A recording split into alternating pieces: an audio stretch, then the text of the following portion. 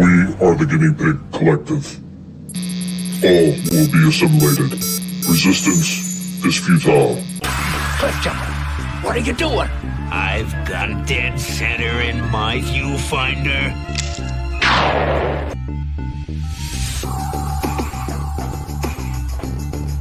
When you saw the defendants, were you wearing your glasses? I want all of you boys to be able to look me straight in the eye one more time and say, are we having fun or what? By taking some time out of our daily lives to sit down and have a little chat. I love this plan. I'm excited to be a part of it. Let's do it.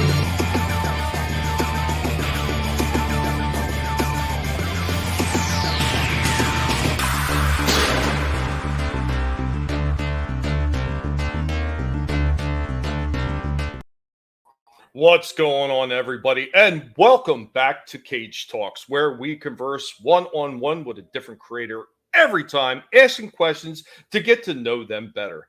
And today we will be joined in the cage by Tolbat. Hello, everyone. Thank you for having me. Even though I'm surrounded by mammals, I feel right at home in the cage.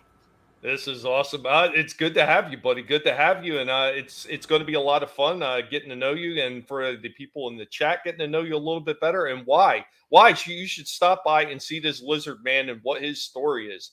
Real quick, before we go ahead and get started with the first series of questions, let's go ahead and say hi to the people in the chat. Chaos Hoy was the first one in the house. What's going on, Chaos Hoy? And yes, the pigs are doing well, buddy, and I hope you are too. I see that you moved back home, and I hope home makes you feel better, man. There's nothing better than being where you belong.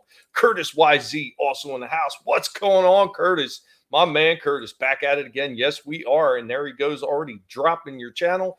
Awesome, Curtis. Thank you so much to everybody that is watching on all the different platforms. What's going on? Bone, watching over on X and watching here on YouTube. If you can, go ahead and share links out there. Let people know where we're going. I am the most hated guinea pig online, period. It's gone from just being the most hated guinea pig on YouTube to being the most hated guinea pig online, period.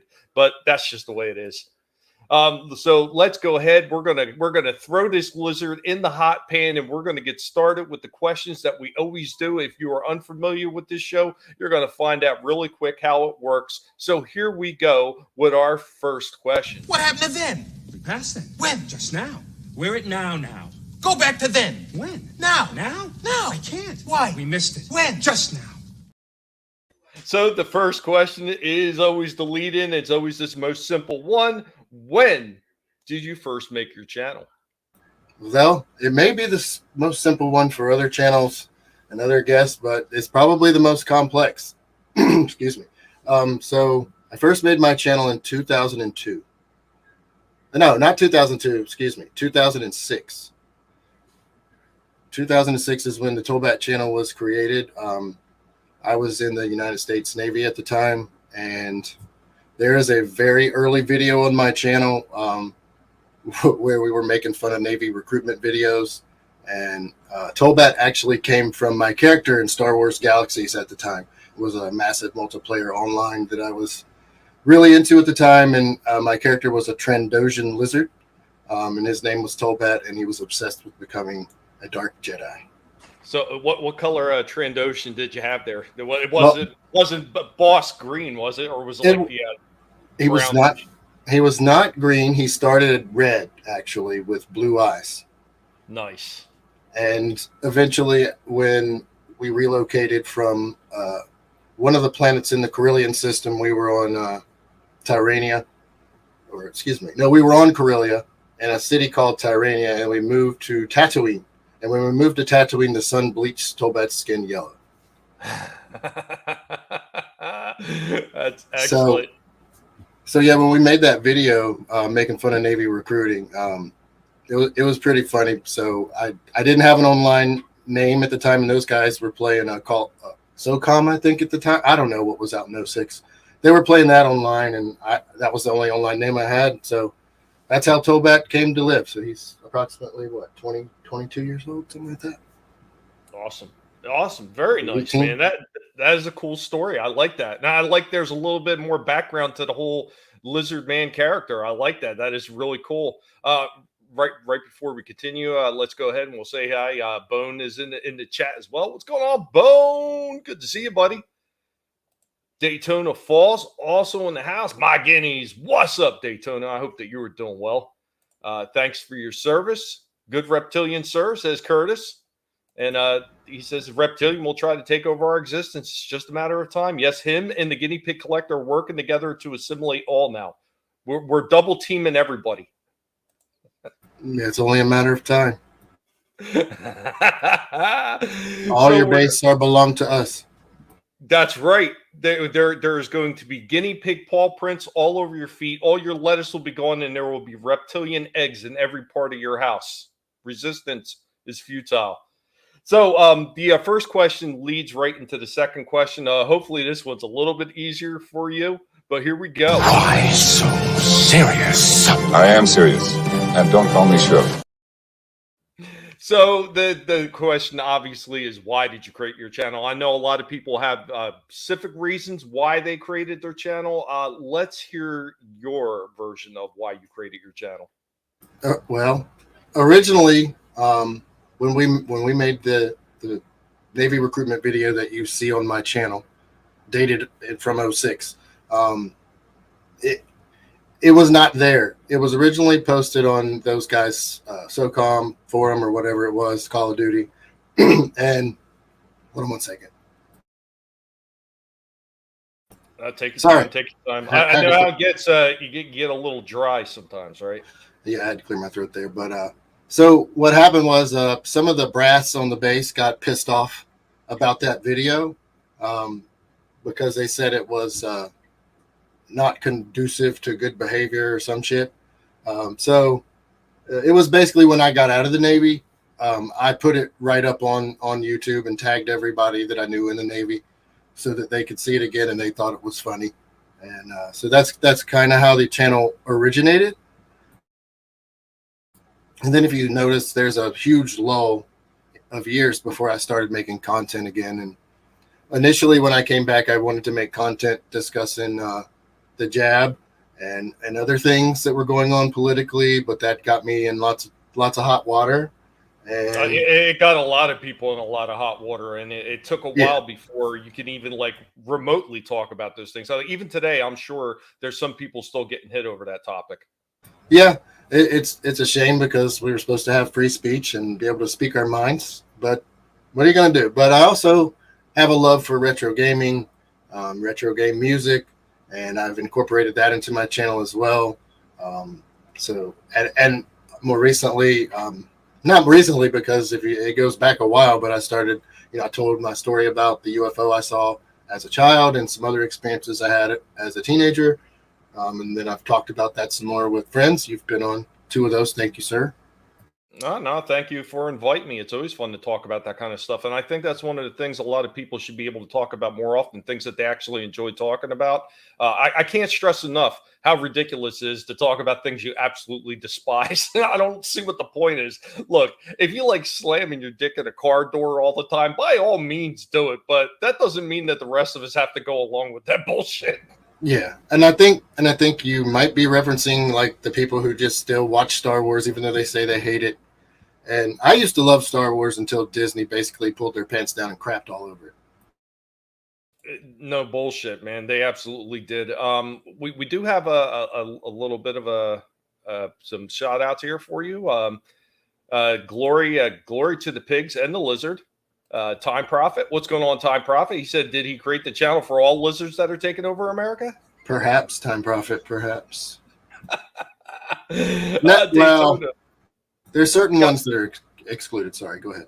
No, you're fine. Go ahead, man. This is all about you, man. I'm just cutting in to ask questions and everything. That you want to go, you go right ahead and talk. I will shut up.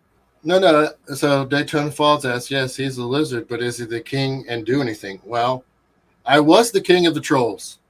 However, I recently handed that crown over to another account on Twitter/X because I can't beat that guy. And Tommy, you know who I'm talking about.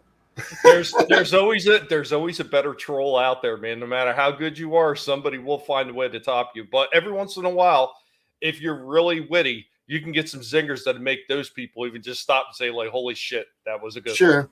sure, but his are just every day, and I just can't keep up with that. I'm a little too busy. Hey, I understand completely, man. I know what it's like. Snorta Poopas, Q Burr, what's going on, man? Whoa, humans and other critters, man. Good to see you.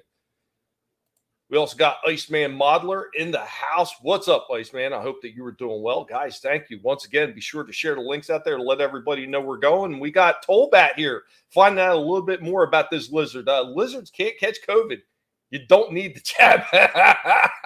Correct, sir. Our politics are a joke and a meme at this point. You ain't lying. Slasher, what's up, buddy, man? Always good to see Slasher, man. What up? What up, man? I hope that you were doing well. Welcome. Time Prophet says, I once saw a UFO. It was an unidentified frying object in the kitchen. I think I saw one of those one day as well. It's usually when I say something inappropriate to the wife. Right? Despite what we may have heard, but some lizards have bacteria that will get you. Yeah, this is true. What's going on, Pop Cotton? Here's goes one of the famous trolls on X and YouTube and probably a few other places. Always appreciated to have this guy in our chat. I will not be mentioning transforming robots, Papa, so you may not need to take a drink, but you just never know. Stay on your toes. If you have a screenshot of Brie Larson's feet, he would appreciate that. Thank God I don't. Scrambles, the death dealer, also in the house. What's up, Scrambles? Good to see you, man. Good to see you. I hope that you're doing well. Thank you for joining us. Anybody else that may be watching in silence, once again, thank you for joining us as well. Go ahead, keep sharing the links out there. And Curtis, my man, in the YouTube chat, sharing everybody's links for all the channels out there. Really do appreciate that, man. It's always good to be able to promote other people because that's what it's all about, especially for cage dogs. Every single time.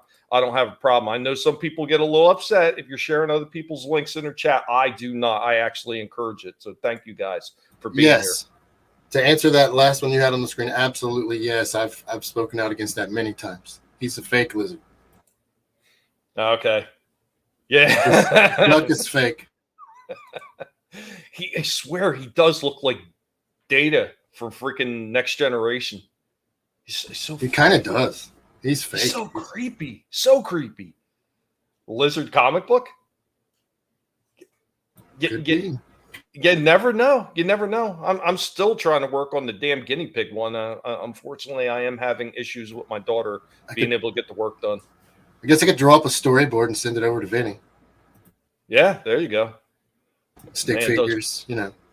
He does good work. Mine would be stick figures. If you have ever seen Drawing with Tolbat when I'm on live stream. We're going to jump into our third question. Wow. Third one already. And here we go. Buy me products. Now I'm really angry. This is fucking war. So this next question is actually, what are the drawbacks to online sites for you? What aggravates you? What pisses you off? And I know everybody has different reasons, but go for it, man. People that believe the internet and social media are real life. They drive me effing bonkers. There are quite a few of them too. Yeah, it's a growing in number. These people live, their entire existence is online. And for me, the generation I came from, we started with no internet. And then sometime in our teen years, we got internet. And then when we were in our 20s, it really took off. And it was a nice play toy and it was fun. But then the older I get, the more people take it completely serious. I know it can be used for serious things. I use it that way for work. But overall, I mean, it's a database that it was made for just having fun to me. It's a place to relax and be someone other than yourself, I guess. Well, not other than yourself. You could be someone other than yourself, your true self, and also other things at the same time. Well, I mean, I think for some people, it's a way to kind of, put a mask on so they could be something that they can't normally be. And I get that to a small degree. But when your online personality is portrayed as being who you really are all the time, that's when I think it becomes a bit ridiculous. Yeah, it's the whole me. Look at me. Here I am in the Bahamas. Here I am in Florida. Here I am eating dinner at my grandma's house. Like, shut up. Nobody cares. I mean, if you fell off a cliff, they'd go, "Oh, they fell off a cliff," and then they forget about you the next day because nobody cares. That's one thing about the internet, and it's something that actually my guitar player had said many times, because I used to play in multiple different bands. But he said this about people: that's the short-term memory thing. Like especially music, if you're not hitting somebody over the head with something brand new all the time, they're easily going to forget you. And it's the same thing with a lot of this internet stuff. Mm-hmm. People need to get out and experience life and interact with other people and do things. The internet's fine, play games, do your social media, but take a break, go outside, leave your phone at home, and just go talk to people. And if you live in a really shitty place where you can't move, save your money and move. We're just leave it all behind. I think that's the trap for a lot of people, is they get so invested in this stuff that they can't walk away from it. Like, they need to be on the internet 24 hours a day, 7 days a week. Nothing else but that matters to them. Yeah. It's pretty sad, because it wouldn't take much for that all to come crashing down. Absolutely. DJ Play Nice is with us as well. What's going on, man? Welcome. Time Prophet, I was working before the internet was invented. Me too, buddy. Me too. I still remember there were payphones all over the place. I miss those. You know what? I did not hate them. I know a lot of people said they couldn't wait for them to be gone. I kind of missed them. I do. I just kind of miss them in a way. I mean, yeah, you can't get a signal everywhere. I don't care what they say. No. There's places up north, like when I was still up north, and you go like the Delaware Water Gap. There's spots up there where it's like there's just dead zones and there's nothing. There's no kind of service whatsoever. So it's still not 100%. So, I mean, and then you got stuff like down here in Florida. If we get a big enough hurricane come through, we could lose power for a few weeks. It's happened before. What do? That you've got no access to anything. And if you're one of those people that just can't deal with it, well, a lot of times when this kind of stuff happens to people and they get caught in these natural disasters or something else happens where all the power just goes down, some of these people just can't handle it at all. And then you wind up getting suicides going up because they don't have access to the internet. Mm-hmm. They have nervous breakdowns, like literally. Yeah, that really is. It's disturbing, really. But that's what happens when you breed weak minds by making sure that they're always plugged in all the time. I mean, that's part of the lessons that people should have been picking up from movies, where people were plugged into the internet all the time. Like I was never a huge fan of The Matrix, but that's what it was kind of trying to tell you. When you're plugged into that all the time, it's dangerous to you. It really is. And that's another reason I play the retro games so much, is because they had one shot to put out a good game. And they either put their heart and soul in it and made a great game, or it was a dud. So it's just fun to play the old stuff that has more heart and soul. Absolutely. Let's see what else everybody's saying in the chat. Time Prophet said, I remember the BBS system that run up telephone bills. The internet, cell phones have ruined me. It ruined a lot of people's scrambles. I was already in my late 40s when the internet came along. Yeah, I forget when it came along for me. I know I was well out of high school and I was already working at a few different jobs. Goes both ways. If you're fake online, the mask will eventually slip, and you are absolutely 100% right, Daytona. And that's what we see with some of these people. And that's when you see some of these people just disappear from online for a while, and they let everything die down, and then they come back when people have forgotten all about how the mask slipped. And they forget everything they said and did. It's hard to do that when it's recorded forever. Yeah, but look at some of these idiots with the stuff that we see with the politics, all the time. Yeah, it doesn't matter what they seen 2 weeks ago. that whole narrative changes once they have some other information they feel like dropping. Like how many times have been proven like certain situations with a certain orange man were absolutely false and they were proven false, but they're still using that same shit. I have that problem with family members still to this day who believe the Russia collusion BS is true. Some people just can't let it go, man. They can't let it go. The first thing, it's tough to defeat the first thing a person believes is fact, because once they have defined it as fact in their head, it's really hard to change their mind, even when it's already come out that it's not true. They just won't accept it. They absolutely won't. You don't have internet on your phone? Yeah, I have a data plan on mine, but it's not very good. The way me I portray on social media is a more PC version of my real self. Got to tone it down so I don't get banned.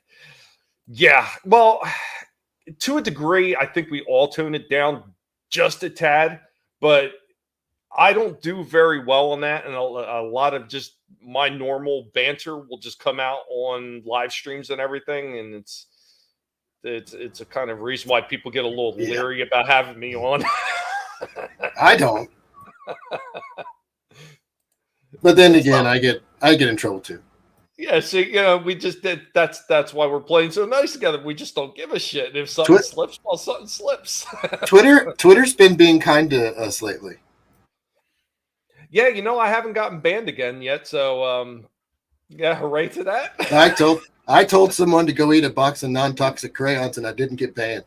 But isn't that the key though? All crayons are non-toxic. I don't think they make toxic. No, they don't. But I just wanted to test the waters again to see what happened.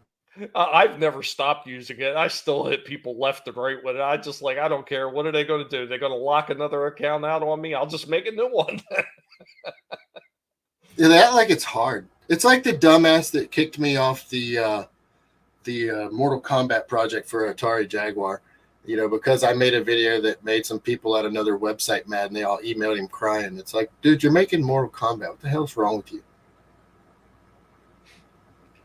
Iceman Modeler has a question for you. Uh-oh. Which celebrities are lizards? I don't know if I can say that on here.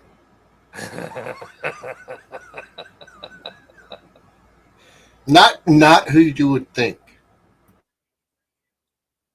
I'm sure there's a lot of weird shit like behind the scenes with all those people. I mean, you see the facade with a lot of those people that are special ed or celebrities and everything. You see the facade drop a lot of times, and you see how despicable those people really are. I wouldn't be surprised if some of them were aliens or something else. I would not.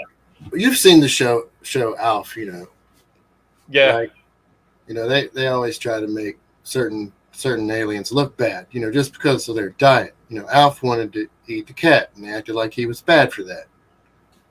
Good old Lucky. Yeah. Cats are, yummy. Nice. What's up, Soul Assassin? Just when you thought it was just safe to go on YouTube, the menace to society, Tommy is streaming, right? Yeah, that's me. I am a menace. And usually I'm the worst menace of all because I'm the guinea pig menace. I don't support newer games except for Nintendo sometimes. Otherwise, it's all retro. Yeah, there's nothing wrong with that. Yep, I agree. I was lucky enough to find a shop that's not that far. It's probably like 25 minutes away, and it's all retro stuff. It's called the 8-Bit Hall of Fame. Awesome. I love stores really like cool. that. And yes, Nintendo has not lost the magic yet. They every once in a while they drop the ball, but yeah, they still have some magic left in them. But it's still the same old guys working. They still haven't stopped. There's nothing wrong with that. If they're doing it right, they should stop. No, I enjoy the games that they put out. A lot of people trash on it. Oh, it's cartoony, simple, but it's fun. It's just fun. If it's fun and enjoyable, who gives a shit? Time Profit. Yeah, you don't swear on streams because you don't swear in real life. Yeah. I sound like a dock worker sometimes. Like I'm a lot of times I'm much worse in a green room. I was in the Navy. Okay. Jesus Christ. I'm being tamed. Nice. you know, whatever you got to do, man. If you want to let it fly, let it fly on here, man. YouTube hates my guts anyway, man. I am certain I am never ever getting monetized. It's just this constant game that they're always playing. I'm pretty sure I had somebody from YouTube reach out to me, try to figure out why my channel was not growing, and I've put up videos and shorts on why they're doing it, and there's no real rhyme or reason. There's just somebody at YouTube that hates my guts. Their algorithm is fucking broken. Excuse my language if that offends anyone. I've proven it time and time again. I've shown Vinny a bunch of screenshots where I'll have a video just comes out of the box, you know, shorts especially that get hundreds and hundreds of views. They're watching it longer than they're watching it twice or three times. They're all clicking like. It doesn't have like maybe 1 or 2 dislikes out of like 100 likes, and then all of a sudden the stream's getting views, and then boom, nothing, no more views at all. Period. It just disappears, and it just repeats itself. And or you put out a regular video, and they say they put it in the feed, but I don't believe it. Yeah, there's a lot of things that I don't see from certain people I follow all the time, or even people that I'm on their channels all the time. I will not see any of their shit in my feeds half the time. Like a lot of times I got to go searching for it to like look them up by name to find their shit. Sometimes I have to do that, but I usually watch you guys enough that it does still feed me you guys' stuff, so that's good. Yeah, I wish I could say it was like that all the time, but it's not. And like even with Vinny's stuff, like every once in a while I'll see one of his videos, and then maybe weeks later, the one for that week will pop up. Yeah, his shorts, they hide his shorts from me. I don't see him, and he'll send me one, and I'm like, damn, this has been up for a week, and I hadn't seen it. And I watch a lot of YouTube with my wife, so it's strange. There's something wrong, or they're targeting people. Probably both. I would say it's targeting, because I've actually seen where they've like the craziest one is when I was cleaning up my father's house years ago, 160 subs overnight they just took away from my channel. It made no sense. Like I was actually recording something in my father's house showing the mess that I had to clean up in there, and I was putting it up as a short video. So as I'm putting it up off my phone, because that's all I had to use, I seen how many subs are in there, and somebody had mentioned, "Oh, you're getting close to X amount of subs." And I was like, "Oh, wow, great!" And I was like, "Oh, damn, look at that!" I would have had no clue. So the next day, I go to open it up on my phone with the app, so I can like answer any comments or whatever, like I always try to do the best of my ability. And then I seen 160 plus subs. I mean, it was probably more than that, because I think they said that I was getting close to 700 subs at the time. And then I looked the next day and it's down to 444 subs. So it was well over 160 some odd subs overnight. It was absolutely ridiculous. I was like, wow, you got to be kidding me. That's crazy. For no reason whatsoever. And I've heard plenty of other people talk about they've had that happen to them as well. So I just don't get any watch hours. The watch hours in the analytics as compared to what's in the earn don't match at all, not even close. Yeah, I can't even tell you how many times I've actually seen numbers on my splash page where, oh, you've got this many views on this video, but then when I go to look at the analytics side of it, there's less. Yeah. Like, wait a minute. This doesn't match the front page when it's showing how many views that I have on it. This doesn't match. The views are different in the analytics. It's really strange. There's something screwy going on. And they always come out with their weekly videos. Oh, look, we don't, the algorithm's fair and you have to work with it. And they're full of shit. If they would just leave people be, I mean, everybody could actually profit from that, because they figure the more people that they have monetized on YouTube, the more money that they're actually going to make. And it's not to say that they don't make money off people that are not monetized. They do. And if anybody thinks that they don't, watch somebody's channel that's not monetized, watch enough videos in a row, and commercials will pop up in the middle. Some channels more than others. There's a channel that does war song stuff. What's his name? Anyway, his channel they play videos on his like every 3 minutes, and he's not monetized, not even close. But they're making money on his stuff. Yep. So yeah, if you don't think it's happening, believe me, it's happening. Scrambles. I got several day banned for threatening violent speech on Twitter a couple months ago, but it was my only one. You're lucky. Any opinion on why Days Gone 2 will never happen? No. Days Gone. Do I even know what Days Gone is? I don't know. I am not sure. That's why I was kind of hoping you would. Help me out. Help me out here, somebody in the chat. I hear you, Curtis. They should follow the Constitution just a little bit, and that's the one thing I know when I first came onto YouTube myself, and I'm sure Tolbat has seen that too. It was all about, free speech. You could reach out to people, you could share your ideas, and blah blah blah blah blah. And then somewhere along the line, it became this is a private platform, and we make all the rules. And if you don't like it, you can leave. Yeah, it sucks. And I don't know why our government doesn't do something to stop it. Well, I do know why. Let me see. Try to catch up. Days Gone is a zombie game, I believe. Oh, yeah, I don't have an opinion on that. I'm not sure. I should have played it. What up, Parrot Head? And the White Poverty. Oh, Jesus.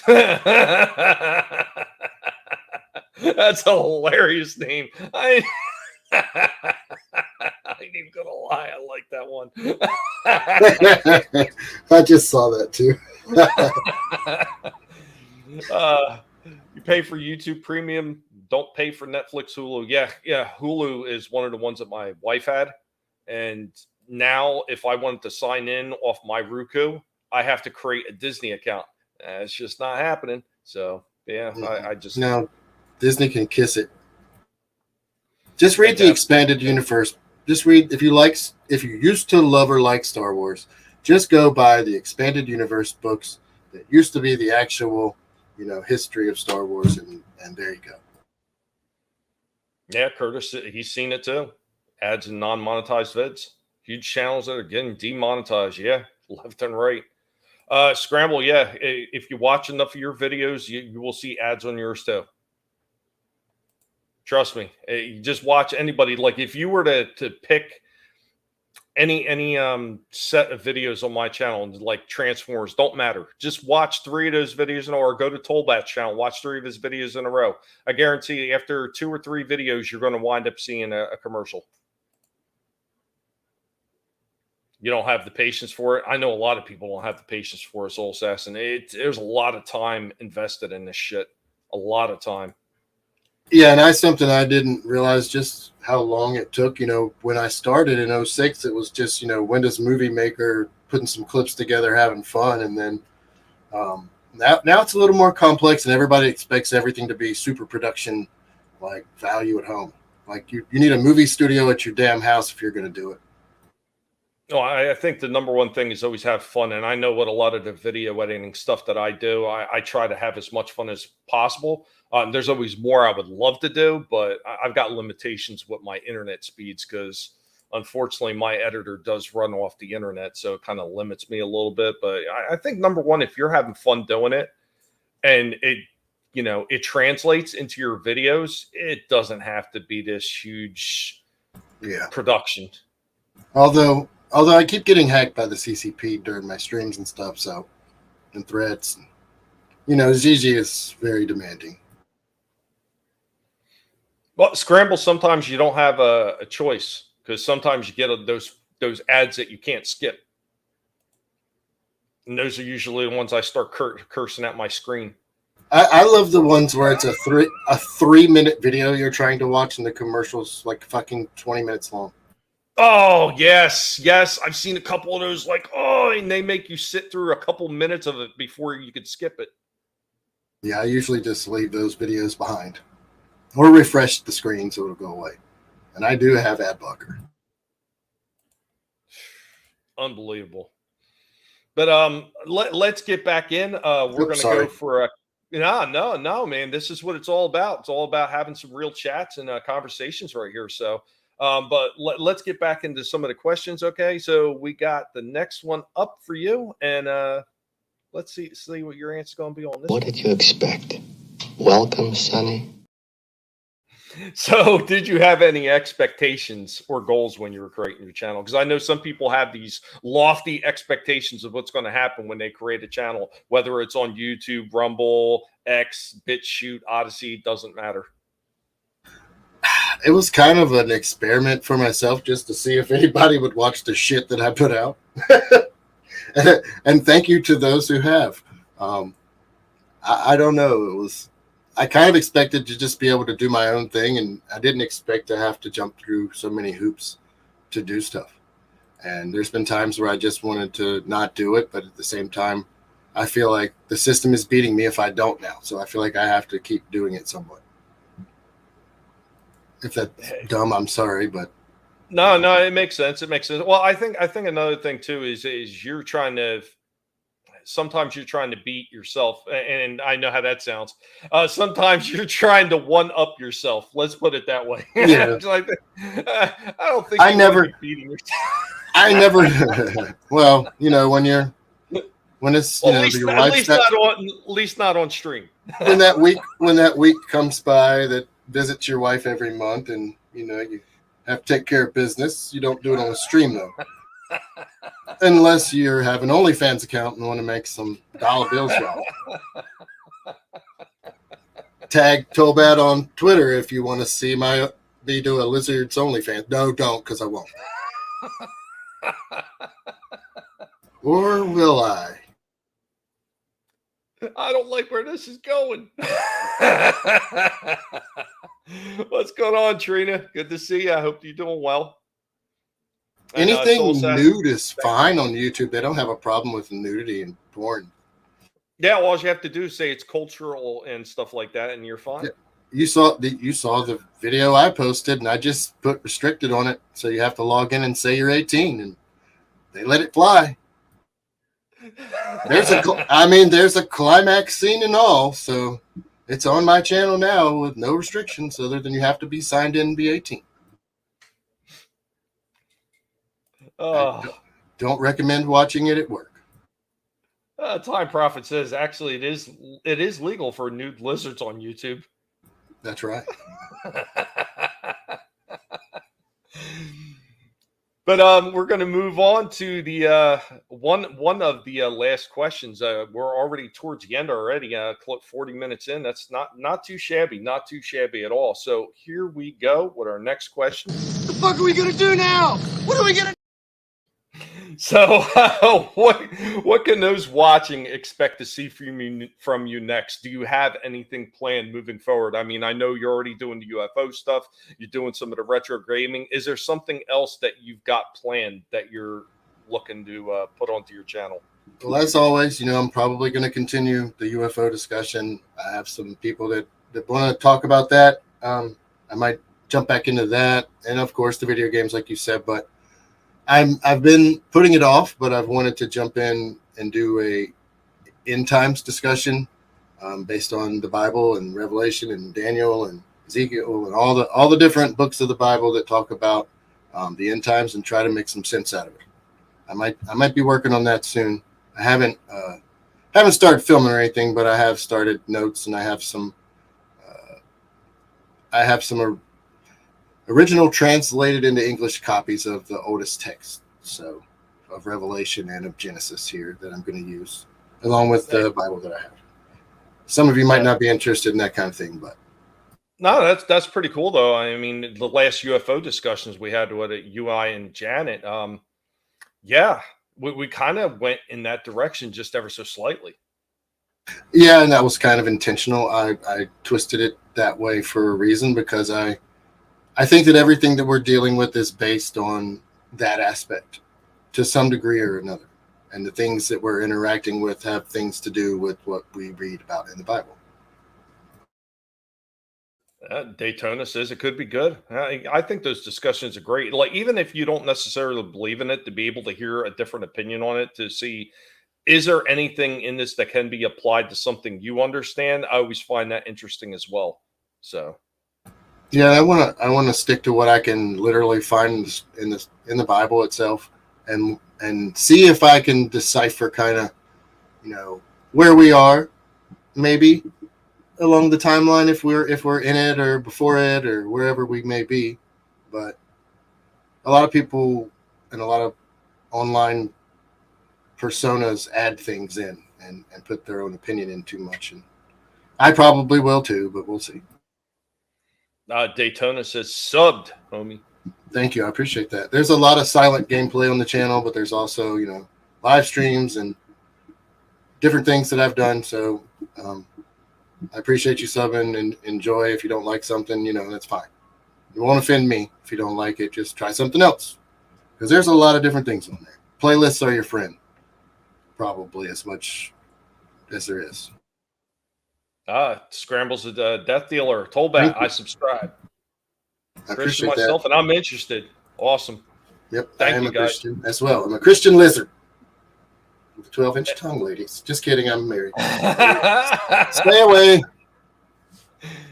And everybody has been sharing the links out there. Once again, I do appreciate that. Thank you so much for doing that. And anybody that's still just jumping in and maybe checking us out right now, be sure to share the links out there. Be sure to stop by Tolbat's channel and subscribe if you would be so kind. This lizard is just trying to make his way in this crazy online world, and this is how we're going to help each other by watching out for each other and stopping by and subscribing to each other's channels. Checking out some of the video content. It doesn't take much time out of your life to be able to do that.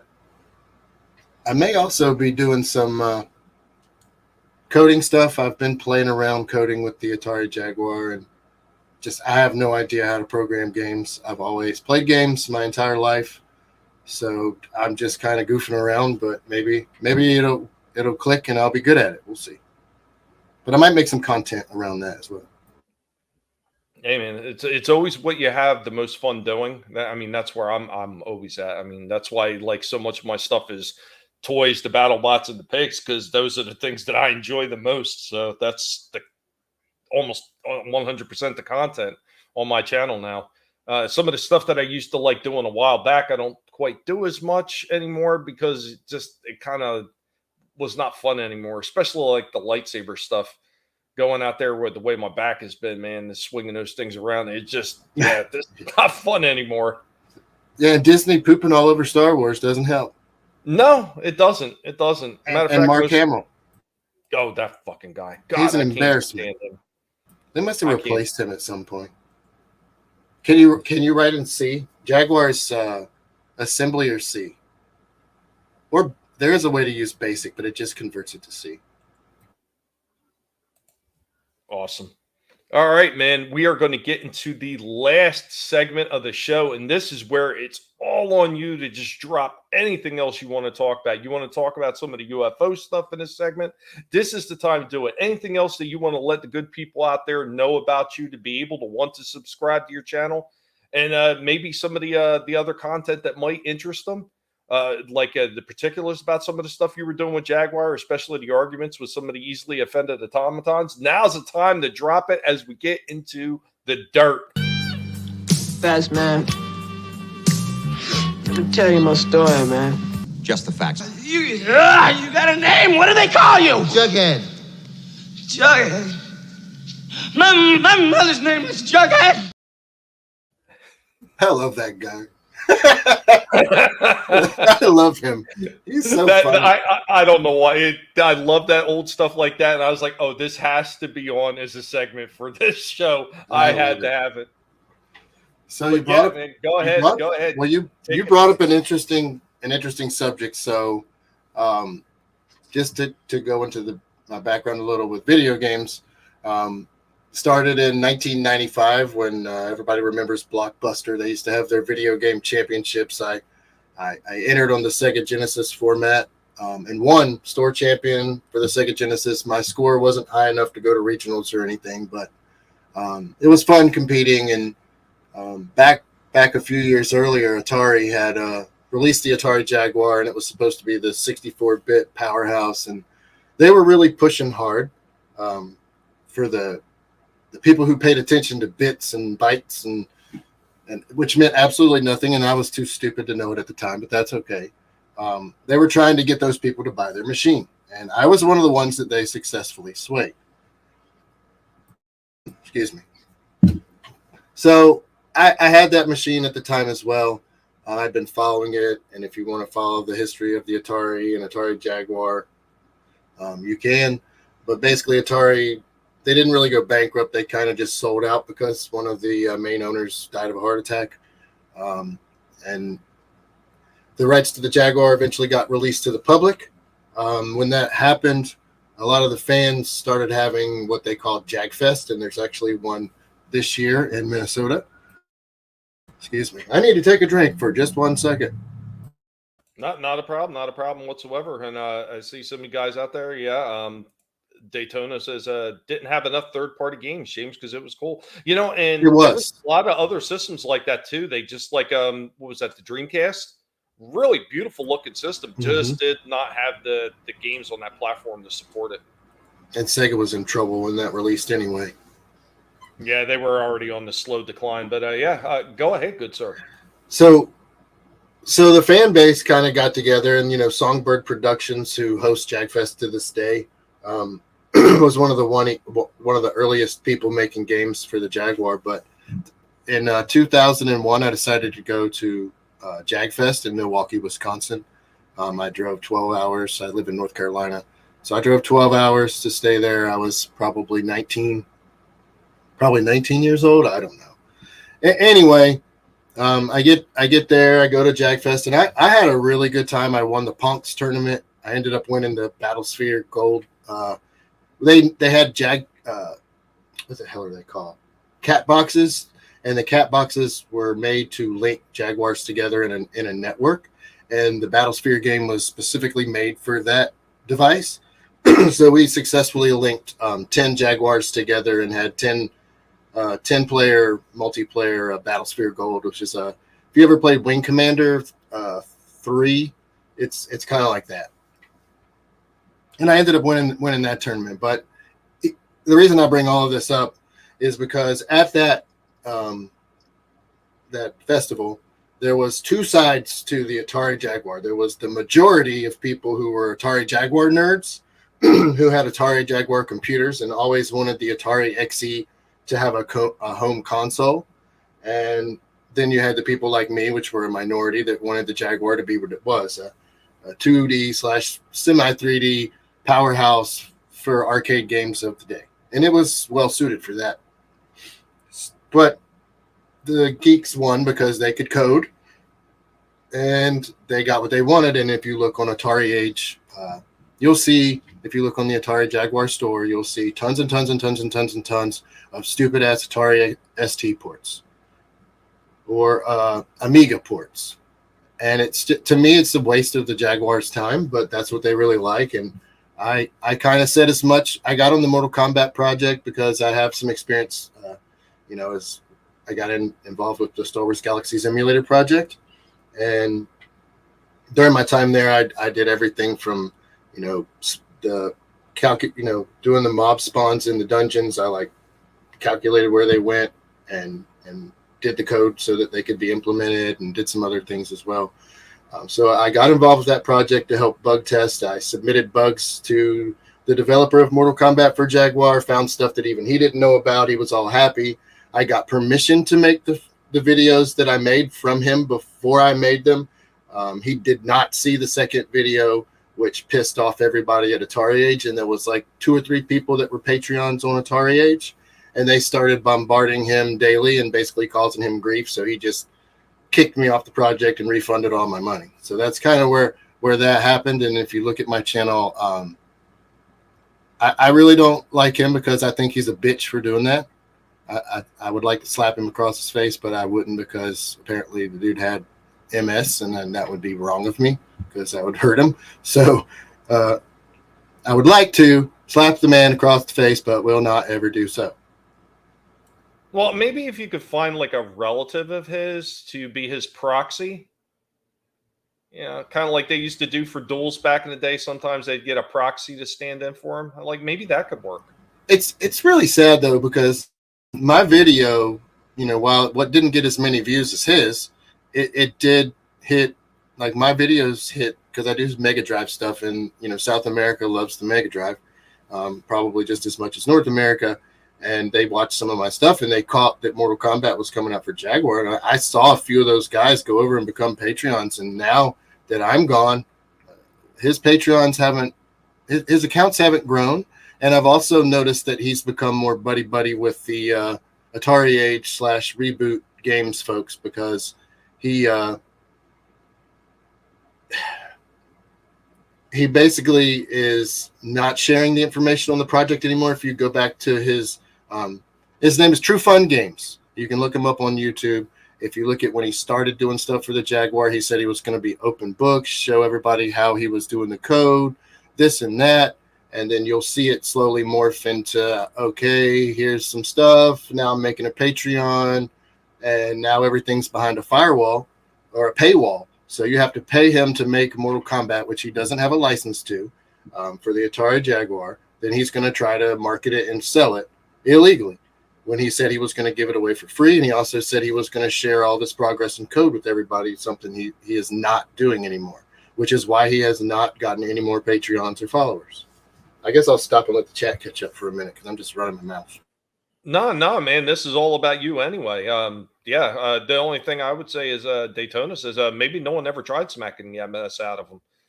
Actually witnessed my friend's mama smack her son's black off. Big old red hand.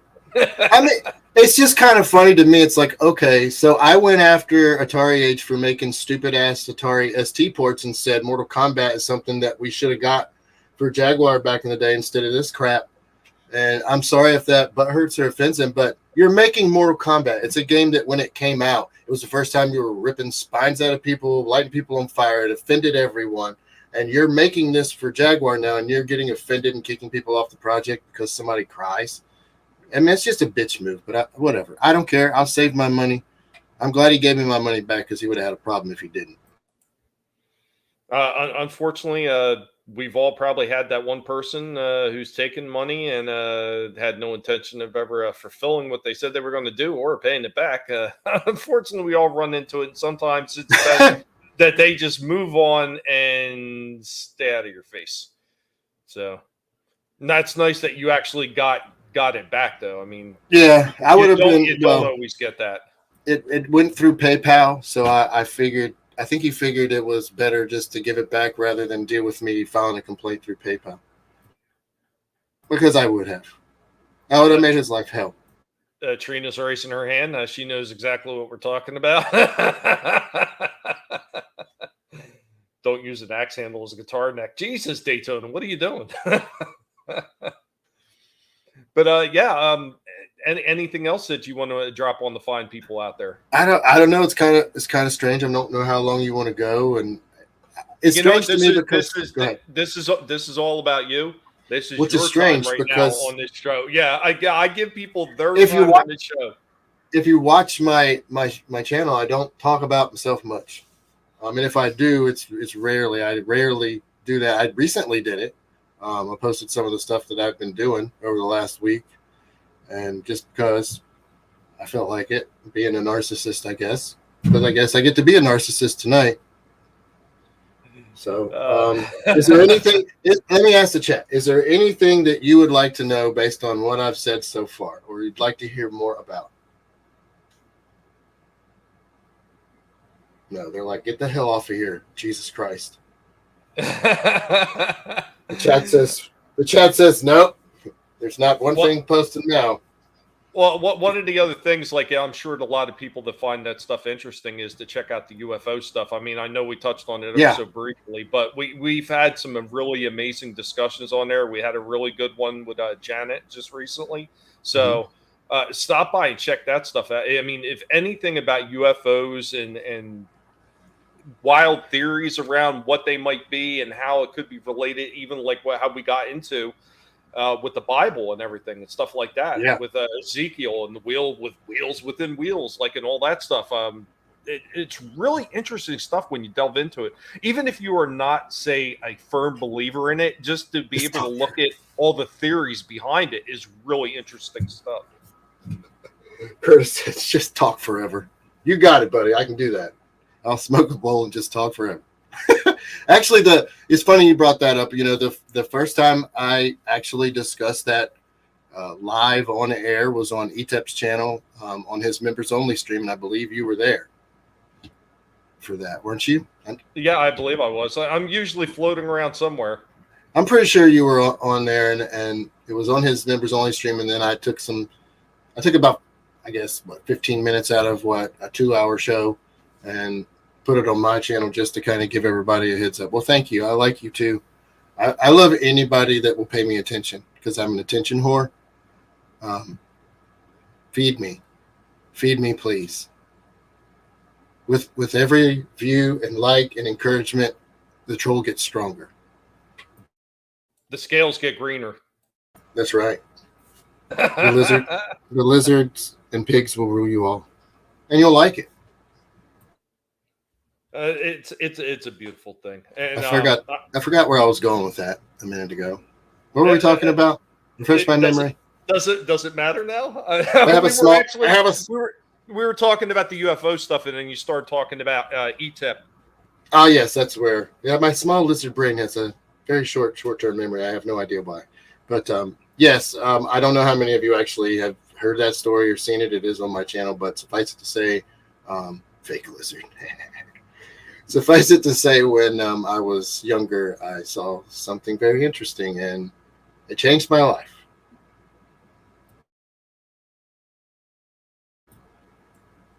And I think a lot of us always have some kind of story about something that's a little bit profound in our life, and maybe not always is it extraterrestrial. Maybe sometimes it could be spiritual. I know I've talked about on your show a couple times.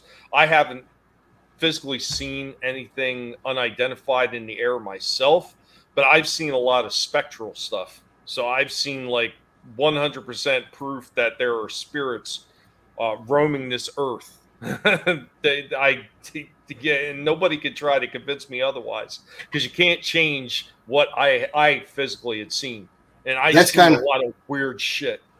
That's kind of where I'm at with the UFOs. I mean, my wife has experience with what you were talking about, and I don't. I would love to, but I don't have it, so I'm like skeptical of that, and it's weird to be skeptical of that when I believe in, little green men, I guess you could say, but. I'm not a fake lizard, but you asked my wife. I have another set of eyelids that I can flap at you, and my wife cautioned me not to do it on camera. Be careful, Daytona. Be careful. Remember what the lizards in V did.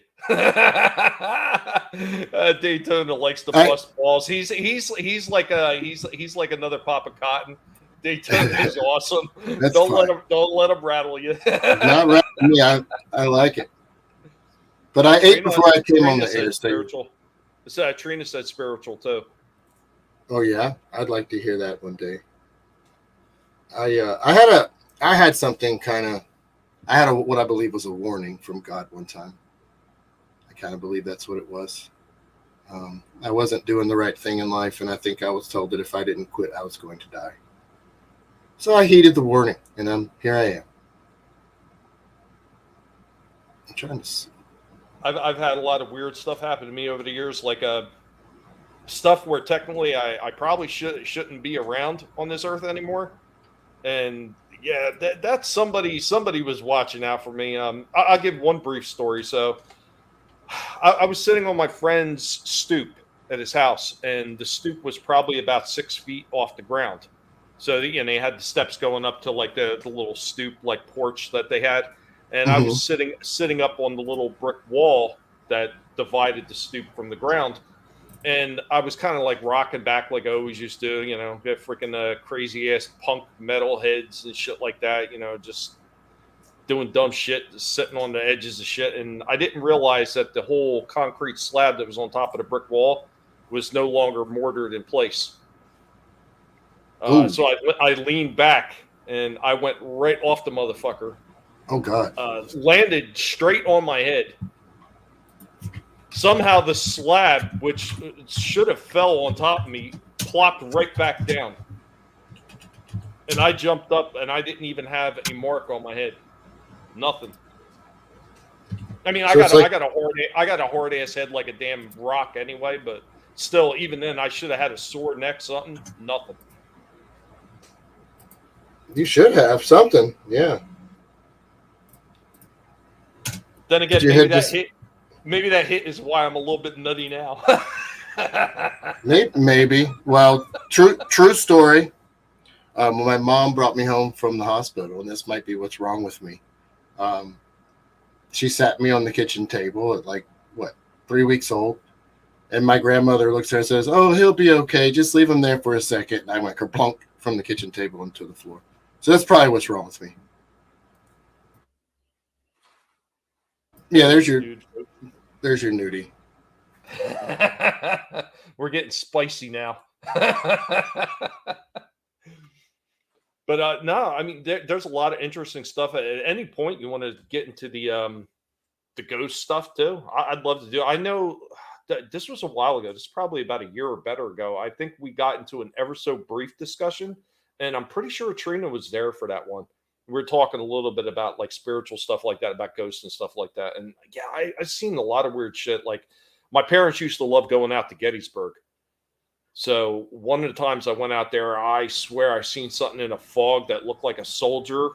And, see, I need to go there. I've heard stories about that. See, I need to the weird thing about it is the fog was only right over the roadway that was going over a stream and no other place around it when that's where the fog was. And it looked almost like an individual in the fog.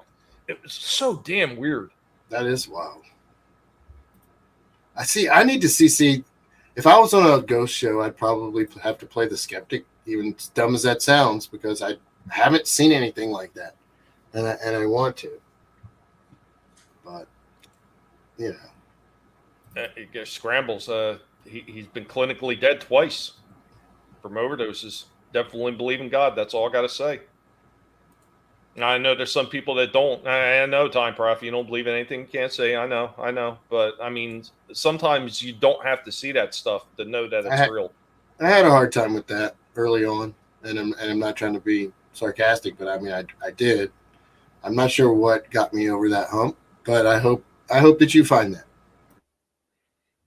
What's up, Godzillionaire?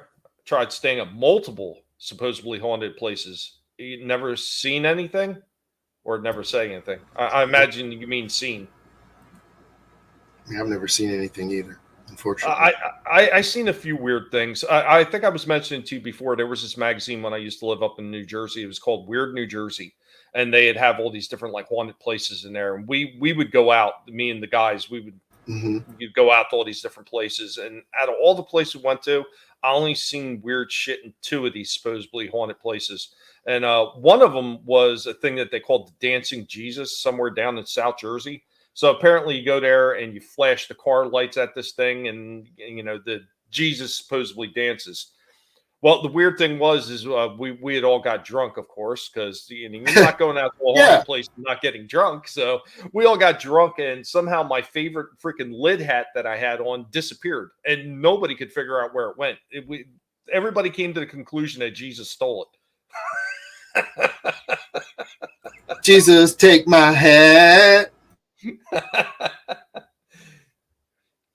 If I was marooned on that planet, eventually maybe Wilson doesn't cut it anymore. I tried a lizard. Try being marooned on Earth. Jesus Christ, you monkeys. Daytona, you know what? That is actually very true. Blind people believe in nothing. There's a lot of people like that. They refuse to believe in it. They can actually see it with their own 2 eyes and then still try to deny it. I've run into people like that. Time Prophet said he got hit by a car while riding a motorbike. I didn't see the car, so I'm not sure if I believed in it. Yeah, that car was bullshit, Time Prophet. It was a fucking dragon. A dragon flew down from the sky, bit your leg in half, and said, bye, and flew away. It wasn't a car. Luffy God, what's going on, buddy? Why do I always have to be the adult here? There is no ghost. It's physically impossible. And that's, I'm sorry, sir. You can't convince me of anything other than they are real because I've seen the weird shit. Weird shit.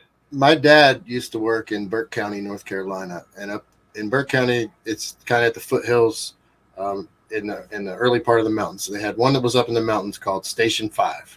And half of the staff refused to work at Station 5 because it was across the street from a cemetery. And buried in that cemetery were lots of children back from the yellow fever outbreak. And late at night, when you were at the station, you could hear the children playing around out there where the ambulances are, running around and laughing and giggling. And if you went out there, there was nobody there.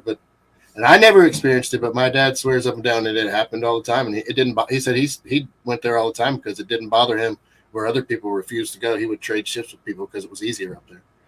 Well, I think there's something else, and I hear you, Daytona. Electricity never ends, ghost or echoes. I mean, that's a very good possibility. Except echoes don't move things.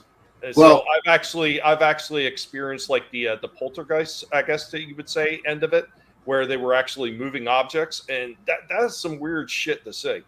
You know, even science says, you know, energy doesn't go away; it just converts to something else. Mm-hmm. And we have a lot of energy in us. When we die, that energy goes somewhere. It doesn't just go away. And that's science. That's science. It has to go somewhere. Yep. It's one of the key fundamentals to the universe. The energy cannot be destroyed or created. I'm stuck on Earth. They lied. There's no intelligent life here. Help me. Help is on the way. They stole my bike. Seek not intelligence, look within. Echoes have created avalanches. Yeah, true. Strange how America is 350 years old and full of ghosts, while in my town, founded over 1,000 years ago, there is no sign of them. But, you know, and I think here's another thing, Luffy, and I'm pretty sure Tolbat might understand where I'm going with this. Some people are more susceptible to seeing that kind of stuff than others, especially if you have determined you don't want to see it. Because some people just have this thing where they don't want to see it. And if you don't want to see it, you're not going to see it. I want to see it, but I never have. So, I mean, I probably could go to your town and see nothing too, but maybe Tommy and my wife could go there and they have an experience. It is what it is. I haven't had one yet, so I can't say yet. What's up, super fan? That's not true. The guinea pigs are intelligent. Yes. Thank you, buddy. Well, yeah, present company excluded. How about that? Hey, I try to keep it as intelligent as I can. And sometimes I fly off the handle and I just let the rage take over. But yeah, even then, I try to make some kind of sense when I'm doing it. I've never seen work. Yeah, read that. Yeah, I'm just saying, did this work? I've never seen electricity. I don't pay my electric bill. I write on the bill. Nope, I haven't seen it all month, Stephen Wright. Yeah. That's right. And see, I've seen other people that have actually talked about they've had experience with ghosts over there. Yeah, I've heard stories too. Now, super fan saying hi to you. Lizard man, eating everything he can. Scrambles. Yes, Tommy, my brother and I passed out after some heavy drinking. Something physically, violently shook the French doors to the next room. Couldn't have possibly been a cat. Yeah, I've seen the door things. I've seen objects move, whether they're cans, shoes, like all kinds of weird shit. The weirdest one is there was a house that belonged to my grandfather. And when he had passed, it was actually kind of like abandoned for a good number of years. And then we wound up doing something where I was able to go in and kind of take over the house and just kind of like, you know, upgrade and fix the roofs and stuff like that and just take care of all the bills. And there was one instance where I had some people that were renting some rooms from me because at the time, I couldn't afford to pay it all by myself because I just undergone ACL knee surgery. So I had no like real legit income. So I needed somebody in there to help pay the bills. And since the house was already paid for, it was just like taxes and the electricity and simple shit like that, the water. And he had friends over. They all kicked off their shoes in this big giant, it used to be a bar at one time, like it was either Civil War or maybe even Revolutionary War era. It was one of the bars and originally had the slatted floors and stuff like that. And then my grandfather completely redone the whole thing. So we made that our living room, big giant ass room, you know, figure like a small bar area. It's still pretty damn big. So they kicked off their shoes behind the couch and they all sat down on the couches and they were watching TV. And then they heard a noise and the roommate looked over and the shoes had all come together and the laces went inside the shoes. They weren't like that because they just kicked them off. Then there was other times when we got this really crazy, like old school lavender perfume smell in the upstairs rooms because it was like a 3-story. Really weird because obviously it was just a couple guys living there. Not to say we didn't have females over, but there was no perfume or anything that was left in the house, and all of a sudden there was a strong lavender smell of perfume, and like the older style stuff. And I know that because, you know, my mother and my grandmother and all those people that had shit like that, and so I knew that smell, that older type of lavender type perfume. And it was just so weird. I mean, it's really hard to explain stuff like that. And then like doors swinging all on their own, and you yell at the entity to stop, and then the door stops. Like, yeah, that's some pretty weird shit you can't just discount. No, and I wouldn't, especially if I experienced it. And I wouldn't discount people I trust and believe that say it. I believe what they're saying. I just want to experience it myself so I can say, yep, they were right. Holy crap. I want that experience, you know. But I have seen what happens when a non-believer in aliens has an experience for the first time. And I know you know that part of my story, Tommy, but some of the viewers may not. I had a friend growing up, you know, I had told him about the experience when I was a kid, that seeing the UFO. And he used to, you know, joke with me and get me to tell, you know, the girls who would meet about it, and then laugh at me, you know, trying to be a jackass like guys are. And he always would joke about it and make fun of it. Well, there was a time when I had an experience. I didn't tell anybody about it, including him.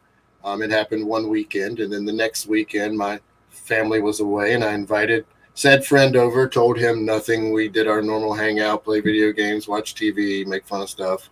You know, two guys just being stupid teenagers, and we went to bed. And that night it happened again, except this time my friend, who had no belief in any of it and laughed at aliens, saw one standing in the living room and was as pale as a ghost, like he had pissed himself. So, I mean, he was afraid to go anywhere with me at night. So, Luffy, yeah, your opinion may change one day abruptly. Yeah, and you never know when that might happen. Trina says, wait, America was only 350 years old, but there have been tribes that have lived here and they died here. Yeah, absolutely. And they talk about those kind of experiences too. I mean, there's all kinds of weird stories about like some of the stuff, like what's the one, the Wendigo? Yeah.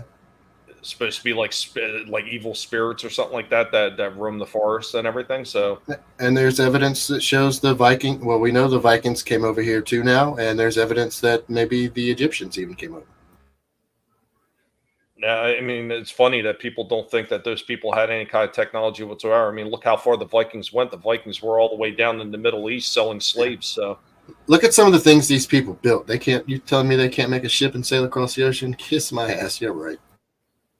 Well, they still have problems trying to explain how the pyramids and how some of these ruins in South America were built. They can't explain it. Yeah, they obviously had balloons at the very least to view those things that they put on the ground for the kings to go up in the balloon and view it. At the very least. The animals made out of rocks and stuff, and pathways and pictures. Yeah, the Jesus, the Sutton lines. Nazca lines. Yeah. And there's all kinds of like lizards and different animal shapes and all kinds of stuff, and it's abundantly clear they were viewing it from the air or doing it from someone to view in the air, and even to make it, you really need to view it in the air to make sure it's right. So they at least had balloons. No, but they have those snake mountains too, where they had buried people, but if you view it from the air, you can see it's a giant snake wrapping around through all these different mountains. Yeah, it's wild. Godzilla says even the ghosts are fleeing Britain. It's so gloomy. Yeah, I mean, can you blame them? They got on the ship and went to America.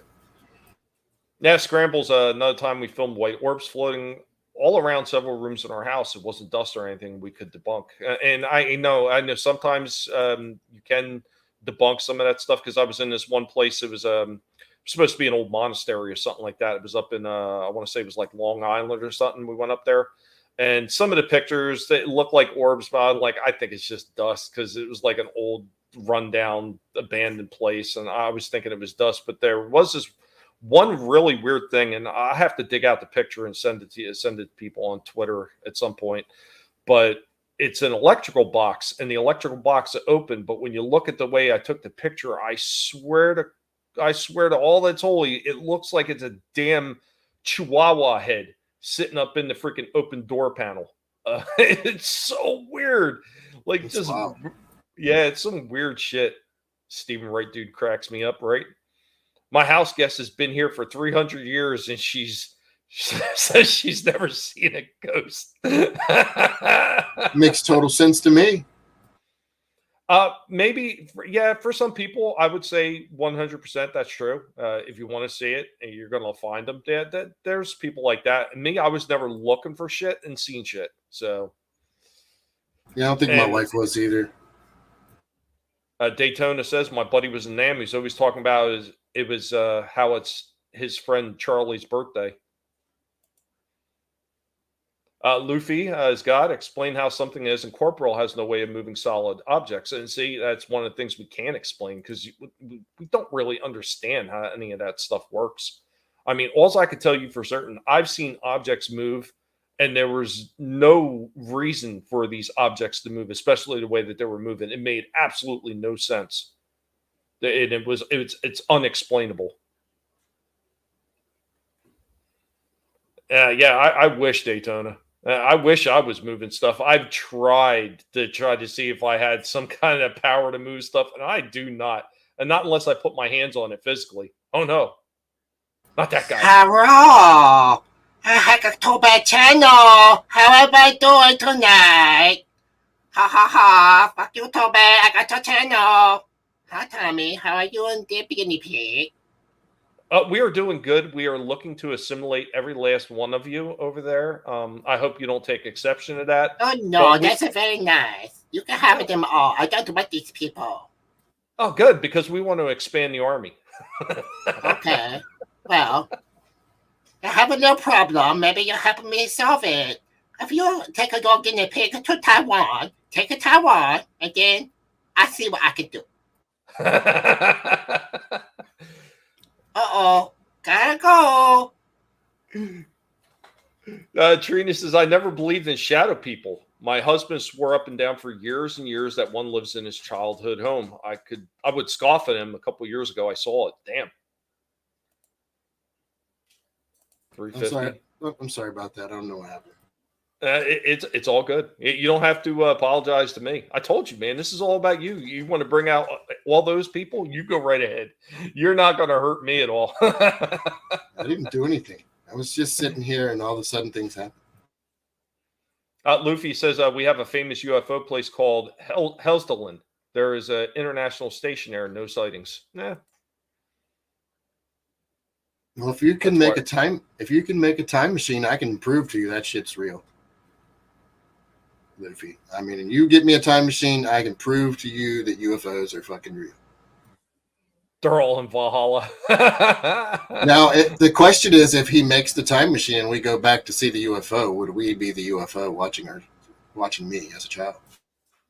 Right. There's all kinds of interesting theories that we were talking about as far as UFOs, like whether or not they're future people just coming back to see how bad we fucked things up.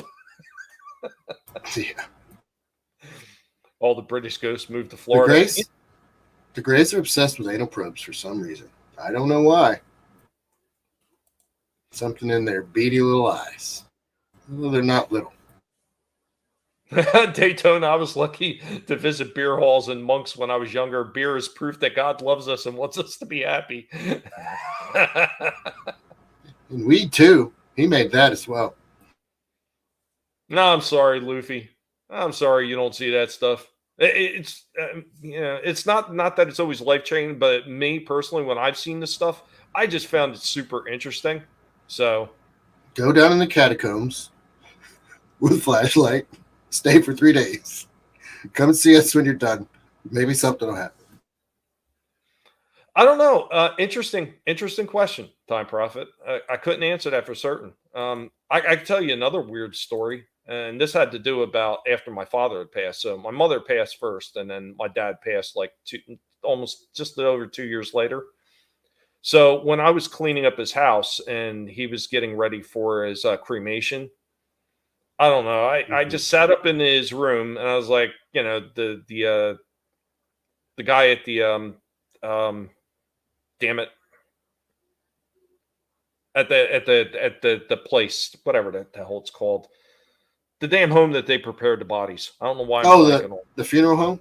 The morgue? Yes, thank you. The funeral home. Yeah. So the director over there was asking me, was there anything special that you wanted, to bring in so my dad could wear on his way to cremation?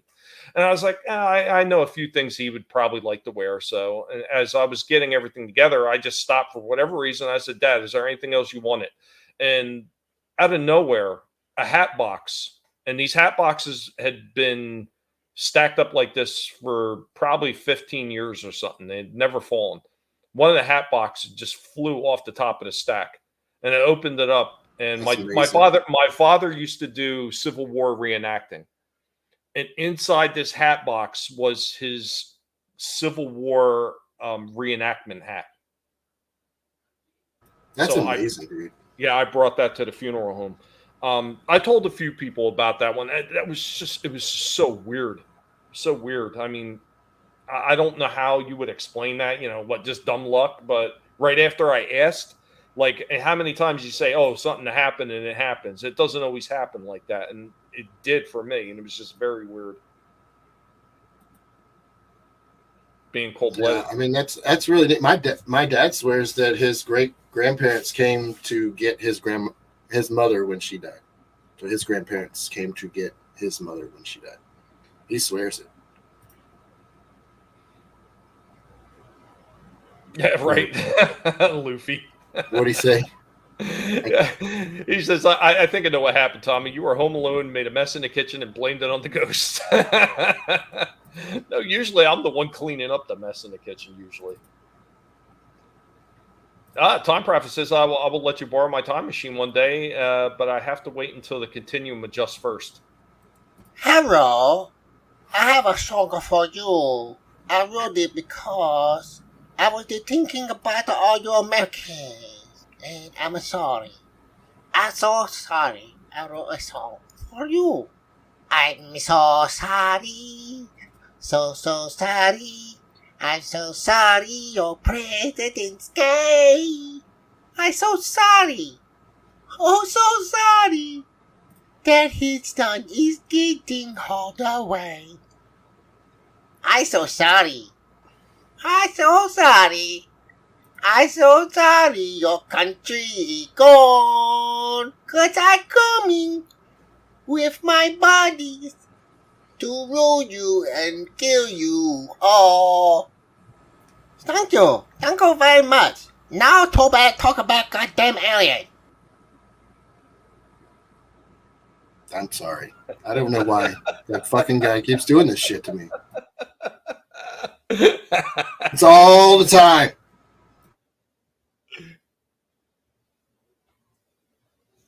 That's right. Animals weren't given souls.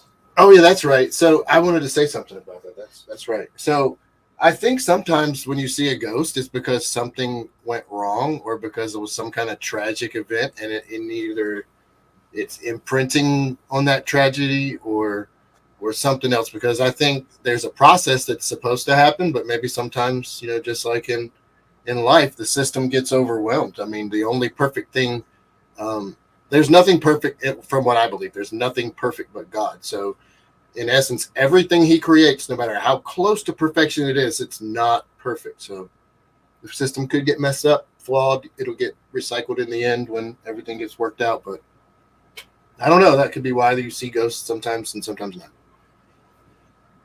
What's this? Hi, we're explorers from a super advanced civilization. We've traveled thousands of parsecs to molest some redneck in Montana. I mean, what would you rather if they wanted DNA and they wanted to experiment without being detected? Where would you rather them do it, in Manhattan? Yeah, I don't think they want to go that route. No. As advanced as they are, I don't think they would survive everything we have thrown at them. Not the little crafts that are flying around anyway. If we could hit them, that's the real question. You can get into religion as much as you want, Trina. This is my show, damn it. And I like religion and God and Jesus. So you can talk about it as much as you want, because I get to be vain tonight. Tommy said it's all about me. Me, right. Me. More me.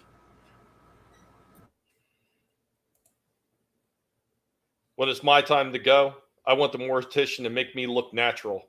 Propped up in a recliner with a beer in one hand and a TV remote in the other. He wants to go out like Al Bundy. Sounds good. That's God, I love that show as a kid. You know what? I was just talking about that recently, like how much fun a lot of those older shows are and why they were so much fun. It was there was something about it that reached out to everybody to watch all those older shows that you just don't see in a lot of the newer stuff. And especially like when I talk about older shows like Night Court, like all the guest appearances of people who were already stars or who were rising stars, and you don't see a whole lot of that in newer shows anymore. You don't. They just pick people at random and say, "Okay, you're famous." I mean, that's what it seems like. Like even looking like stuff like the old Buck Rogers shows. You know, they ran from like 79 to 81. Even somebody like Sid Haig. Sid Haig was on Buck Rogers too. I was rewatching it. I was like, oh shit, I forgot he was on this thing. God, I love old shows. So, fun fact, my grandmother on my mom's side, she used to watch a lady named Miss O'Neill over in Elizabeth City, North Carolina. And Miss O'Neill just so happened to be Ed O'Neill's mother. So my grandmother met Ed O'Neill on several occasions. I never met him, but I did meet his mom, and I drove her car around for her. When she was at my mother's wedding, I had to drive her car around for her because she was used to that kind of treatment. But she was a really nice lady to me. And Ed O'Neill was very nice to my grandmother. And if he somehow magically sees this stream one day, thank you, Mr. Ed O'Neill, for being nice to my grandmother. She really respected you. Small world, right? Yeah, man. And you know, that's one thing I always found really interesting about some of those people. So you get so many of these freaks in Hollywood that are just about as fake as they could be.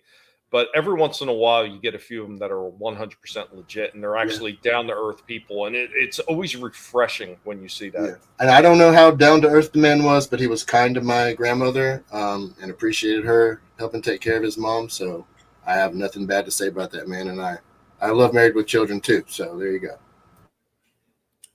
And some of his others. Did God create Biden? I have serious doubts about that one. Which one? I mean, it's obvious looking at his earlobes that there's more than one now. Oh, even the chin. Yeah, that's it. Yeah, like that weird devil chin on a few of them. Mm-hmm, the butt chin. Yeah. Uh-huh. Yeah. You still worship cats. I love my kitty cats too. I don't eat them. A little bit of Egyptian there. Egyptians worship cats. They would actually, mummify him. Yeah, they did. They did. I see a lot of people. I didn't mind season 2 Time Prophet. I really didn't, especially compared to a lot of modern programming. Yeah, I mean, maybe it wasn't quite as good, but it was still fun, I thought. When you grew up with 3 channels, on a 10-inch black and white TV with rabbit ears, you appreciated it no matter whether it was season 1 or 2. It was not the news or Ronald Reagan talking. Or God forbid, before that, Jimmy Carter. It's not a butt chin, it's a hero chin. No. Oh God. What is that? The red chin? Or damn it was some cartoon my daughter used to watch. This guy had a big red chin. I think it was called the Red Chin. Hey everybody, make sure you vote for Senator Biden. Yeah. I know all about roaches. I know about kids jumping on my lap. I like that. It's smelling them, and they smell good.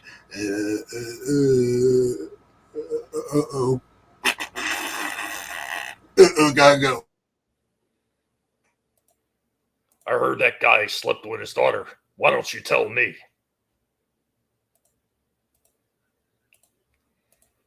That guy is freaking so damn strange. I still can't believe people are defending his ass. Crimson Chin, that's it. Yep, the Crimson Chin. Yeah, my daughter used to watch that. See, I remembered it. I just couldn't remember the name. She used to watch all that weird shit. Johnny Bravo, Powder Puff Girls. And yeah, Slash is coming in with the Crimson Chin as well. I'm not black anymore, thanks to Joe Biden. Yeah. Yeah, well, I'll mail you your white privilege card since you have it now. Everybody gets one. Everybody gets one. White privilege cards for everybody. They're As soon worth as they- absolutely nothing. Yeah, as soon as they issued it to the lizards, you knew they were worthless. Yeah, Luffy. Come on, Luffy. Although, if I ever get stopped by a black cop, I am so tempted to just hand him that as a joke and see what happens. Good idea, bad idea? Depends on the day. It might depend on just the individual. Yeah, I'm willing to try it for comedy. And Fairly Odd Parents. Okay, yeah. See, that makes a lot of sense. That was another show she used to watch. What was that damn other one? Jimmy was an average kid that no one understands. My kids watch that. All right, Time Prophet. You had a good one, man. Thanks for stopping in. Appreciate it. Don't send me another card. The white superpowers are lost on me. Me too. I don't know. Are we supposed to have superpowers? Is it? Because if so, that's the fucking problem. Yeah, I'd like to know what the hell. I must have got a faulty card because mine doesn't work for shit. All right, white people, immediately list your superpower in the chat. Inquiring minds want to know. Well, Snorted Poop says he's a polar bear. Of course he has white privilege. Funny thing about that, though, polar bears are technically black. That's so, racist, Tommy. Yeah, well, their skin is black, and apparently their fur is hollow. From what I was reading up about that, and it reflects the light, and that's why they appear white. That makes sense a little, actually. So, Snorted Poopish, you got it all going on. You got white and black, man. You're like a white and black cookie. It's like those bugs where they're every color but blue, and all you see is blue.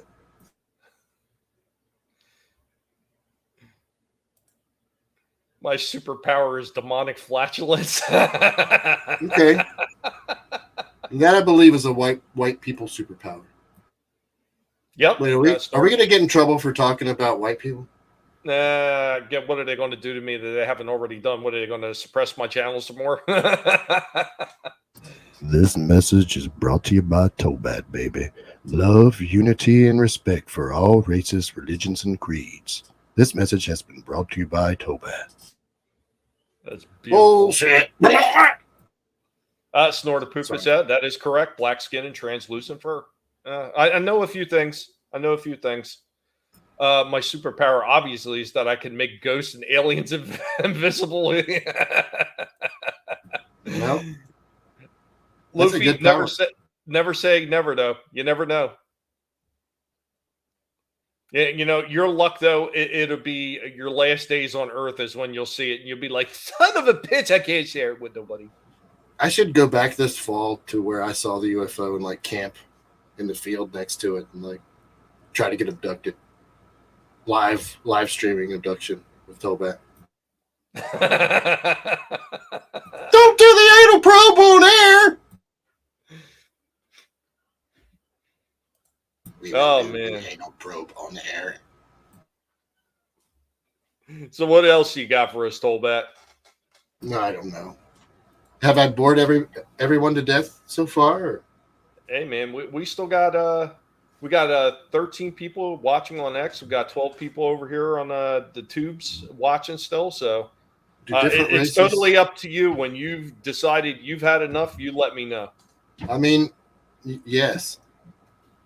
No lizard is created equal. Haven't you watched any sci-fi movies? Good Lord, Daytona Falls. We all try to be the supreme lizard species. Dominance is what we're all about. That's why we're aligned with the Guinea Pig Collective. Haven't you learned anything? Good Lord, man. Or woman. Whoa. Or they, them. Or he, she. Or whatever you choose to be. We got tons of your people hanging around outside our house. We got those little knoll lizards everywhere. Yes, at least they're not amphibians. Those fuckers get everywhere. They're making the damn frogs gay. They are gay. You should see them in my pool humping each other in the rectum. I kill them all. Stupid chameleons. Chameleons are a superior lizard. That is weird. I did see a chameleon in the wild out here once. It was actually crossing the road. And chameleons got that certain gait to them when they're moving, that really heavy side to side, kind of like you see with some of the bigger lizards. Mm-hmm. And I knew what it was immediately, so I stopped the car, kind of blocked the roadway so the thing could cross without getting run over. It was just really weird because I don't see a lot of them in the wild out here. Well, what's going on at your house, Tommy? Yeah. I'm thinking it was probably somebody's pet, and they just released it. They probably couldn't care for it anymore. Well, that's sad when people do that. I love the little mitt hands. Yeah, man. Do you want to call it, or? I don't know. I'm thinking. I had something I wanted to say, and then I lost it, probably because I smoked too much. But that's all right. That happens. What'd Trina say? I don't know. What kind of an asshole releases Godzilla? Godzilla, you hear that too? Godzilla. I was disappointed by Godzilla -1. I feel like I'm the only one. I feel like it was the most woke Godzilla I've ever watched. Yeah, and I haven't seen it. And I've seen a lot of people there was a lot of people talking shit about Godzilla X Kong New Empire. I went out to the theater and watched it, and I'm gonna be honest, it wasn't as good as Godzilla versus Kong, the first one, but I didn't think it was bad. And there was a lot of stuff in there. Like, I'm sure some of these idiots were claiming woke because, they had the girl and she was summoning Mothra. Like, blah, blah, blah. That was in the original shows. That's from the fucking, 50s? Yeah. Or 60s, or at least. Yeah. The sisters or... Yeah, the two Japanese, the Islander ladies, I guess. Pacific Islanders. Yep. And that's what they had in the movie. I didn't have a problem with it whatsoever. That's accurate. That's accurate. That's completely accurate. Yeah, I thought they did a damn good job on it. I haven't seen that one. Maybe I need to. I saw the first one. I haven't seen the second one. Yeah, I thought it was good. Like once again, I thought the first Godzilla Kong was a little better, but I mean, this one wasn't bad. I mean, maybe if I had a second viewing of it, I would like it a little bit more, but the theater I was in, it was just a bad day for me in the theater. So I don't feel like I don't feel like -1 had that. I mean, it kind of had a great story in the beginning, but it seems to. I don't know. I'll watch it again. Maybe I'll do a Tolbat reviews Godzilla -1. Probably not. I'm going on vacation next week. I'm going to take my family to the Outer Banks of North Carolina and take them fishing. Back to where I'm from originally. Nice. Yeah, you ever spend time down in Myrtle Beach? Well, because I grew up on the Outer Banks, no. But when we moved to the western part of North Carolina later on, I went down there a few times. So I have been a few times. My wife is more familiar with that area than I am. Yeah, I used to like to go down there every once in a while and go on vacation. Yeah, I can't even explain why. It had to be because when I was younger, but they have all the miniature golf courses down there, and for whatever damn reason, I love miniature golf courses. So they're fun. My kids used to get mad, so I couldn't take them, but I enjoyed it as well. But I'm gonna go down there and try to catch a bunch of fish and teach my kids how to catch fish in the ocean like my granddad taught me. So my family is actually from the Outer Banks of North Carolina from the time before there was an America. So we were here in the colonial days. That's awesome. We were a bunch of merchant marine. Well, I'm actually related to John Paul Jones, the founder of the Navy. His brother I'm related to because he didn't have any legitimate children. He went to go be a pirate in the Pacific after the Revolutionary War. Fun fact. They say merchant marine, but whatever. He was a pirate. All my family was pirates back then.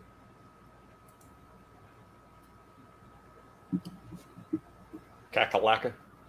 North Cackalack. That's right. Cackalack. Hadn't heard that in a while, but that's correct. And welcome back, Time Prophet. Welcome back, Time Prophet. We are discussing nothing because Tolbat lost his train of thought. I have no idea where to go with the conversation. We were talking about aliens and UFOs. And talked about retro video games. Talked about religion a little bit.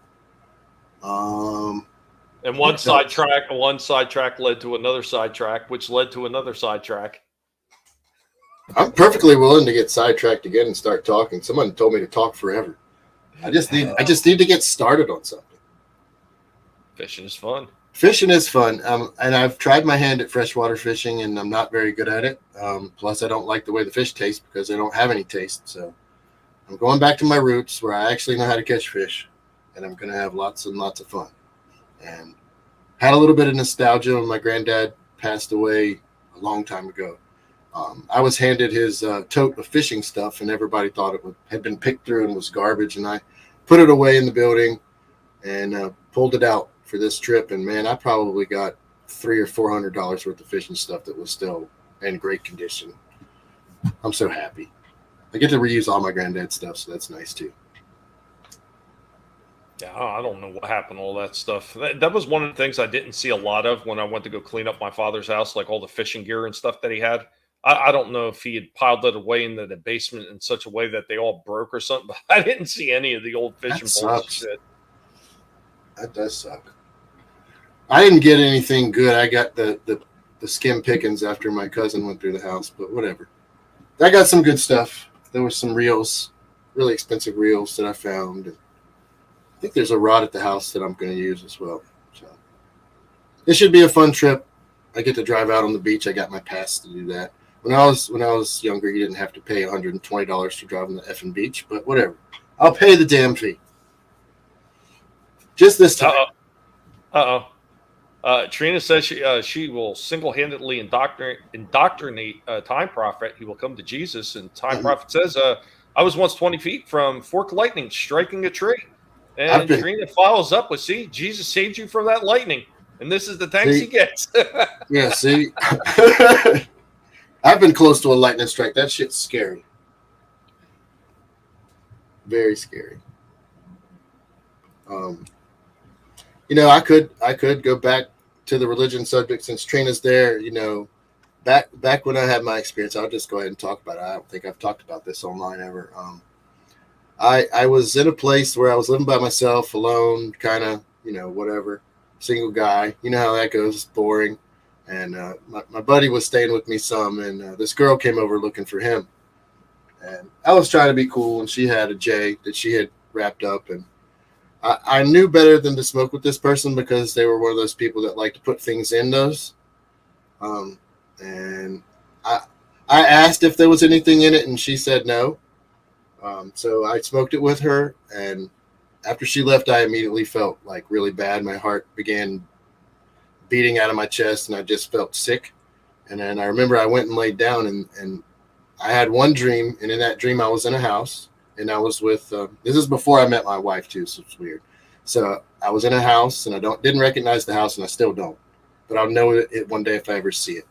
And I believe this was a dream, but I think it was also a warning from God about where I was going in my life and how I needed to turn it around. But I'm in this house, and something draws our attention outside, and when I say we, there was a female there that I didn't see who it was, but she had dark hair, and my wife has dark hair now. We heard something, and we were walking out towards the water, and I remember we were walking out towards the water. I know this person is to my right, but I never looked at them directly in their face. We were too enamored with whatever was going on, and we walked to the water's edge. And I remember looking out, and I couldn't see land on the other side, but it didn't seem like it was the ocean, so maybe a really big lake or a sound. And So I didn't really know what was going on, but I noticed to my left there was a ton of people also out. Everybody was coming out of their houses and walking down to the shore. And I remember looking to my left, and I see all these hundreds of people just coming to the shore as the shore wrapped around, where my vision could see. And then I remember like wondering what the heck is going on. And I looked up and I saw an angel. And when I say angel, it was, it looked like a person, but it was opaque and see-through, and it was way larger than a person. And it had a flowing gown behind it that was also translucent, and it was sparkly.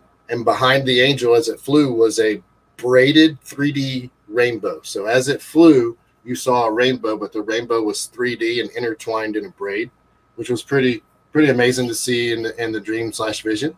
And as I'm watching this, I'm watching, and as the angel flies over the people, I'm noticing that several of the people, like a lot of the people, their bodies are just dropping as the angel falls over, and some people didn't.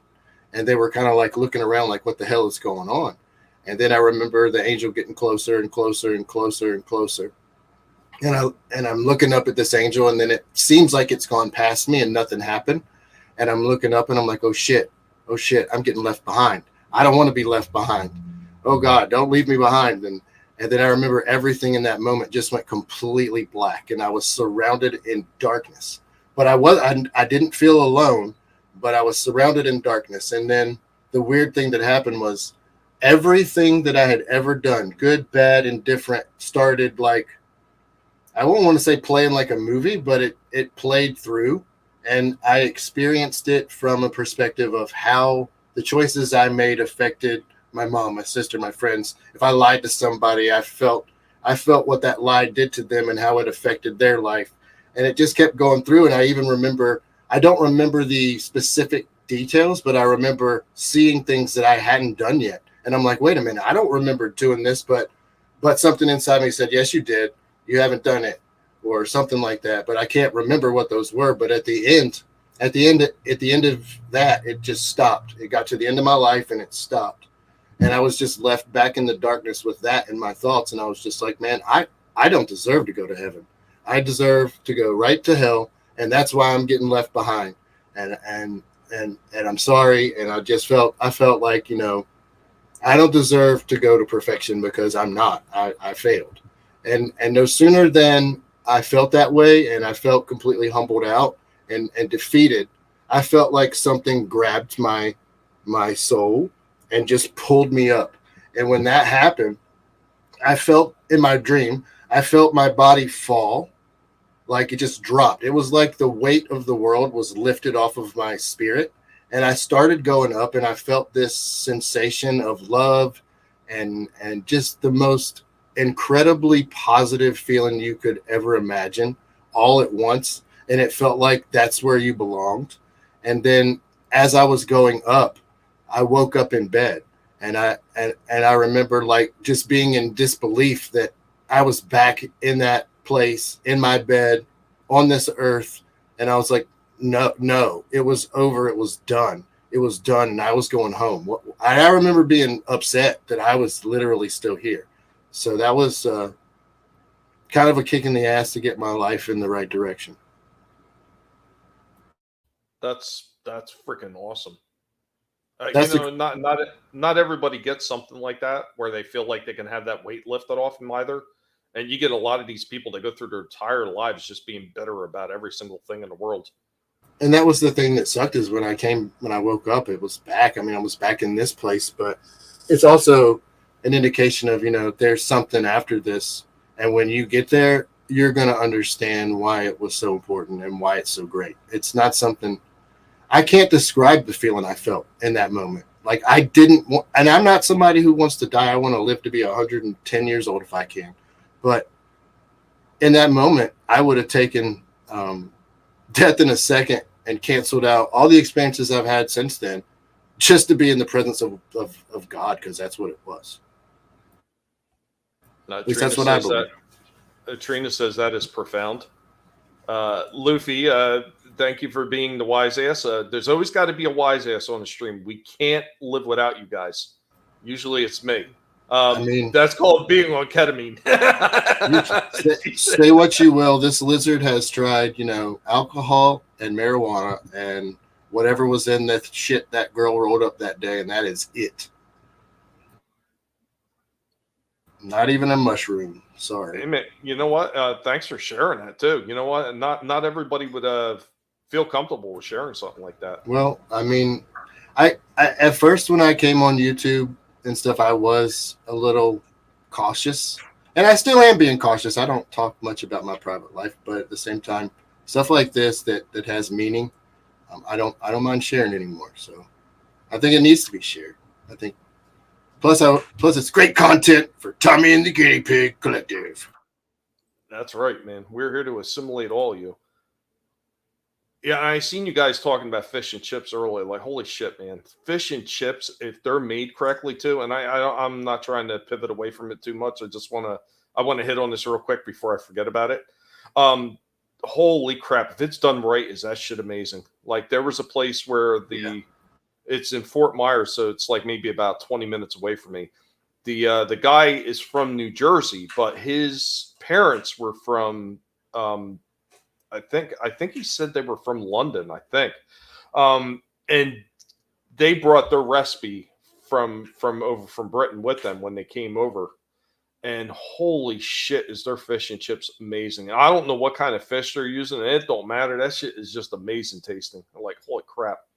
But getting back to what you're talking about, I mean, that profound type of stuff and being able to feel like the weight of problems and everything like that being lifted, that's just amazing to be able to have. Because like I said, there's a lot of people I've met on YouTube that can't get over shit, and they're just stuck in the muck and the mire of the darkness that they've created around themselves, and they just can't pull free of it.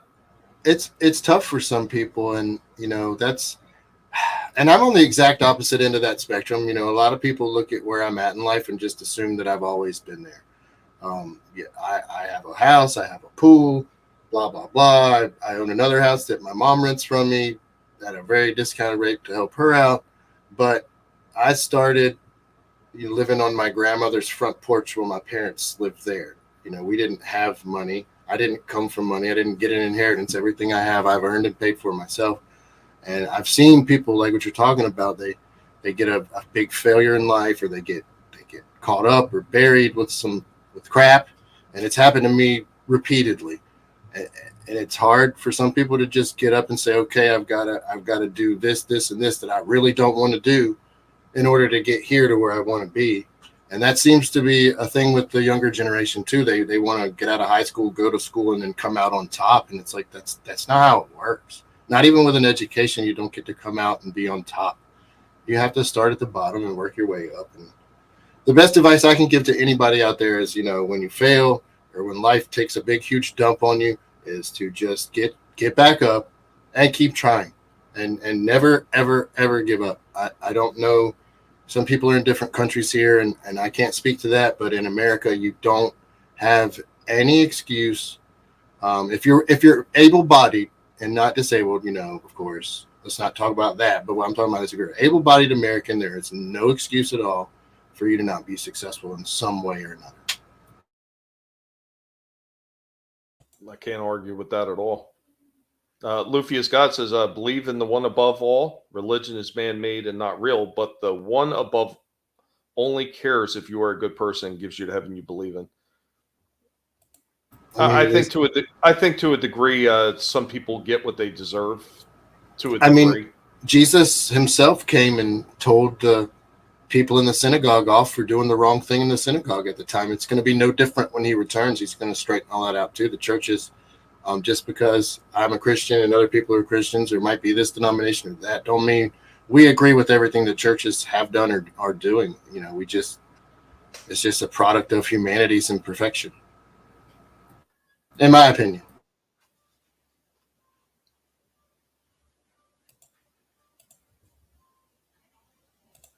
Yeah, that's one thing I'll say about the British, man. Fish and chips, that's their thing. That shit's off the hook if it's done right. I'm telling you, man. Like I wish I knew where the one place moved. That it was called OK UK. The most amazing fish and chips I've ever had. Like I said, because the recipe was straight over from the UK, it's just, oh damn, it's just so damn good. I've never been to another place that had better. Oh shit, Vinny art spotted. What up, Vinny? Lizard people everywhere. Vinny knows about all those Enola lizards. Are hanging out by him too. I didn't know lizards went that far north. Oh, and if you guys want to get technical about potatoes, they're actually a root, like true. carrots. Yeah.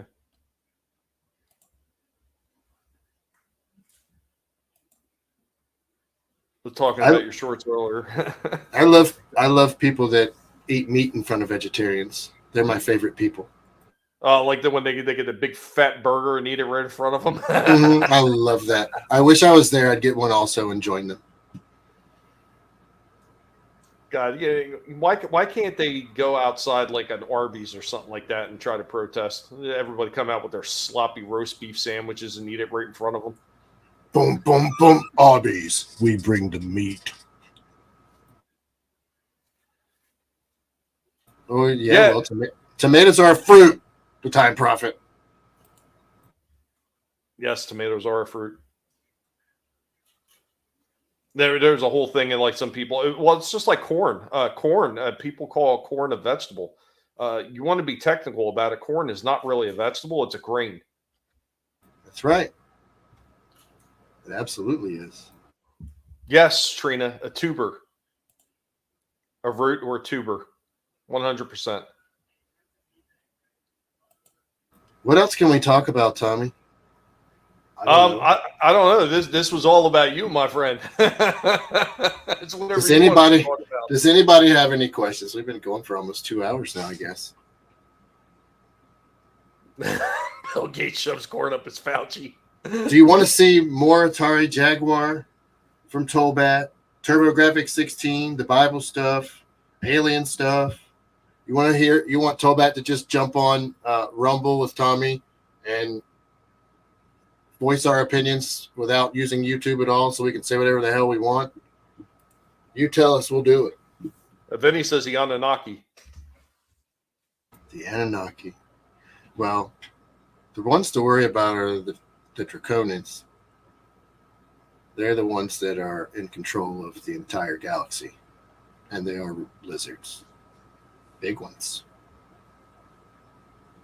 But they let the Greys do their thing too. They have a tuber toothpaste. That's tuba. The funny thing is that I pronounce tuber and tuba the same way. No. Surely not. Real horror. Hava. I love the way she says that. I do too. That's why I try to do it, but I can't. I'm imagining her say it when I do it in my head.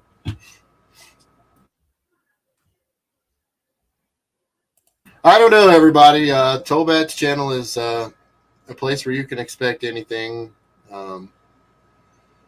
Probably won't be a lot of activity over the next little bit, but I do make guest appearances on a handful of other channels. Tommy one, Vinny, and used to go on ETEP shows some, but I don't watch wrestling anymore, so I don't have a lot to add to ETEP stream, so I just troll the chat sometimes. Yeah, there's a lot of people that are getting a little bit sick of the way the wrestling business is going. I mean, I was one of them. I checked out a while ago because I used to stop on with ETEP, and I mean, back in the day, Tony used to do it like years ago. He would run the Monday Night Wars discussion. And I love all the classic stuff, like Ric Flair, Hulk Hogan, all that, those times, and Honky Tonk Man. I loved it then. Oh, there was a really fun one Slasher and I did on his channel. So he was going over, and Godfrey, if you're still in the chat, Slasher, say what the name is because I'm forgetting what it was called. But MTV had their own little short wrestling program for a while, and we went through all the episodes. We're watching and talking about them for a while there. And you know what? That I found to be more fun than the current wrestling that's out there right now. Oh, did you have something else that you want to pop up? No. No, I didn't do anything. So funny. Time for another commercial break. Got to pay the bills. Oh, Bob, look.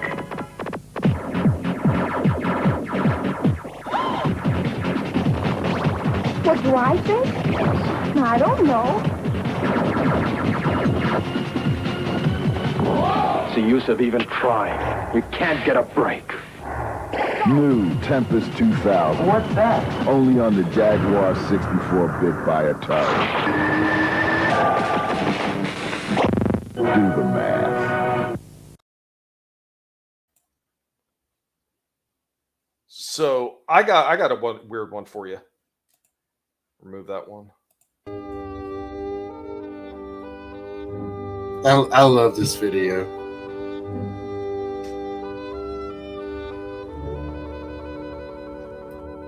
It's not the one I thought it was, but oh well.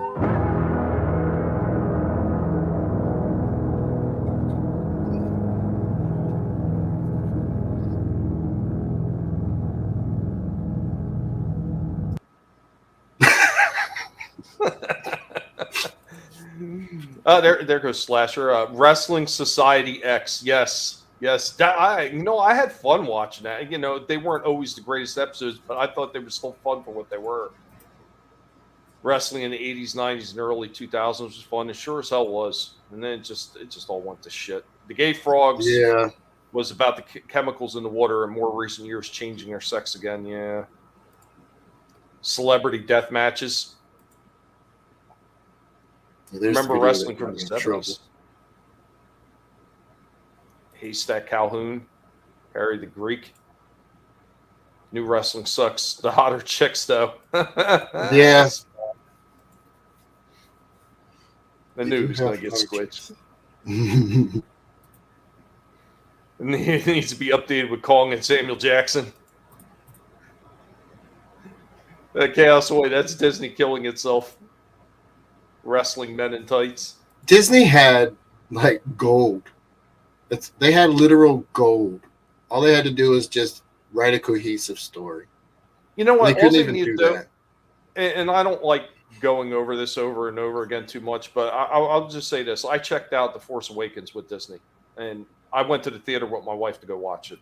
Mm-hmm. And I wanted to walk out of the theater. I did. I made me so sick to my stomach because I knew where they stole some of the ideas from the EU, and that's where I thought that they were going with the Jaina and Jason story. And no, that's not where they were going at all. And I was like, wow, what a crock of shit. All they needed to do was follow what the EU had established and make that canon by putting it in a movie, and they would have had a runaway success on their hand. Instead, they put people in charge like freaking JJ and freaking that other shitheel. Damn, why am I blank on his name? I hate his guts so much I can't even remember. Ryan Johnson? Yeah, Roundhead. Ryan Johnson. And they destroyed it. They could have had something amazing, but no, they wanted to put their own shit in there. And the reason they did it is because they didn't want to be beholden to the EU. They wanted it to be all theirs. So, but they were going to pick and choose the stuff they want to steal from it to make it seem like you were going to get a good story. And then, yeah. But they didn't even write it as a story. They just like, hey, make a movie. Okay, Ryan, make a movie. Okay, JJ, fix this shit. Yeah, time profit. Like the EU stuff is a lot of fun. I mean, some of it didn't make sense when it came to even the prequels that Lucas did. So there was a set of 3 books. It was called the Bounty Hunter Wars. Amazing series of books. Like it deals with Boba Fett and Dengar, Bosk, and all these bounty hunters that you kind of seen in Empire. Mm-hmm. Really excellent story, but there's some things that go against what Lucas winds up doing in the prequels, especially when it comes to the Slave One ship. Like it's saying that Boba had it created by the Squat Drive Industries.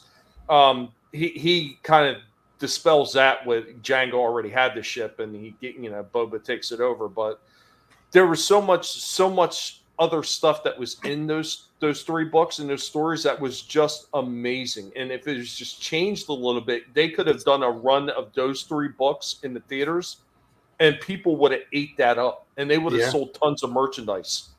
But they didn't want to. They could have literally done the Thrawn trilogy that Timothy Zahn wrote and just changed it a little bit, and it would have been fantastic. Okay, I don't know if you. True. Go ahead. No, that's all I want to say. I'd say true. Go ahead. It was just an amazing series of books. Yeah, I don't read a lot of books, but those are really, really good. Yeah, amazing stuff, man. Unfortunately, though, with a lot of these celebrity type people, I find it harder and harder to be able to enjoy the old stuff, especially with piss boy freaking Hamill. That guy has irritated me so much. I don't even want to watch the original 3 movies anymore. Yeah, he makes me sick. He really does. I don't understand him. It's like, I'm not telling you how to vote, but there's literally one party that supports the Jeffrey Epsteins of the world, and we know which party that is. Tommy does a hell of a George Lucas voice. Do I, though? Do I really? Let's hear it. I really don't remember. I haven't done a George Lucas voice, and if I have done it, I don't even remember the last time I did one. I used to be able to do Yoda pretty good, but then I was sick and tried to partake of the flowery herb and attempted to hold it in while I was sick, and then basically blew my vocal cords out. So I can't do Yoda anymore. Can't do it anymore, can you? Do it, I cannot. No. Better, I can do it. Yes. Now, shitty I am.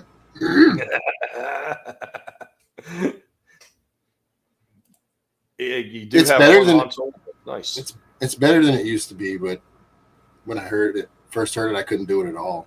It really sucks because several tones of my voice are gone, and it's my own fault.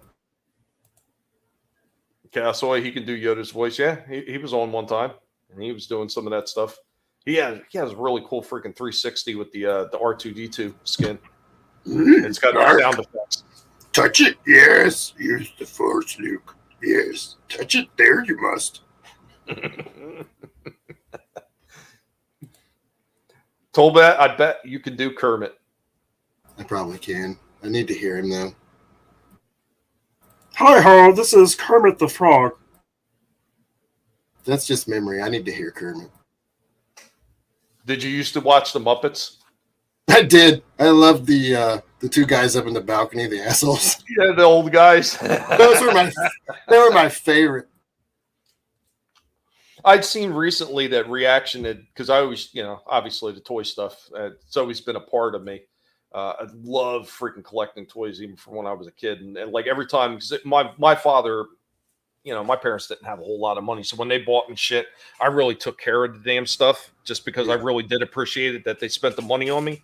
Mm-hmm. And I seen recently that they did reaction figures. This is probably maybe 5 months ago tops. So it was still fairly recent. They had, was that Dr. Goldtooth or, damn it, the leader of the band with Animal and everything. Oh, what was I don't remember, but I know you're talking about. Yeah, gold something. I know it was gold something. Damn it. But I'd seen those little reaction figures and I was just dying. I was like, those things are so cool. And I mean, if I had more money, I probably would have bought them too.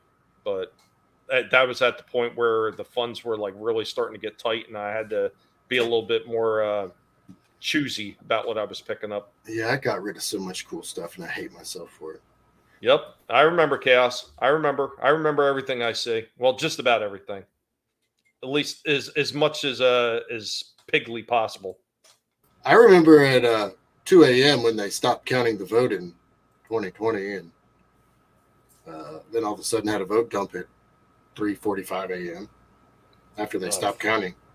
I remember that. I was awake and working and had it up on the screen the whole night. All the freaking shit they were putting over the windows. Like, yeah, how does anybody not think that there's something fishy about that? Yeah, it was. I don't know. It wasn't on the up and up, in my opinion. Revenge of the Lesbians.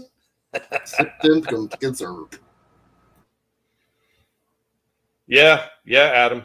Absolutely. Matter of fact, I still got stuff I got to send to you too. Jesus, man. I wish things were moving a little bit faster than what they are. I'm trying to find ways to keep everything above board and above water. That's right. I I actually looked on the voting rolls after to see if my grandparents voted. They did not, thank God.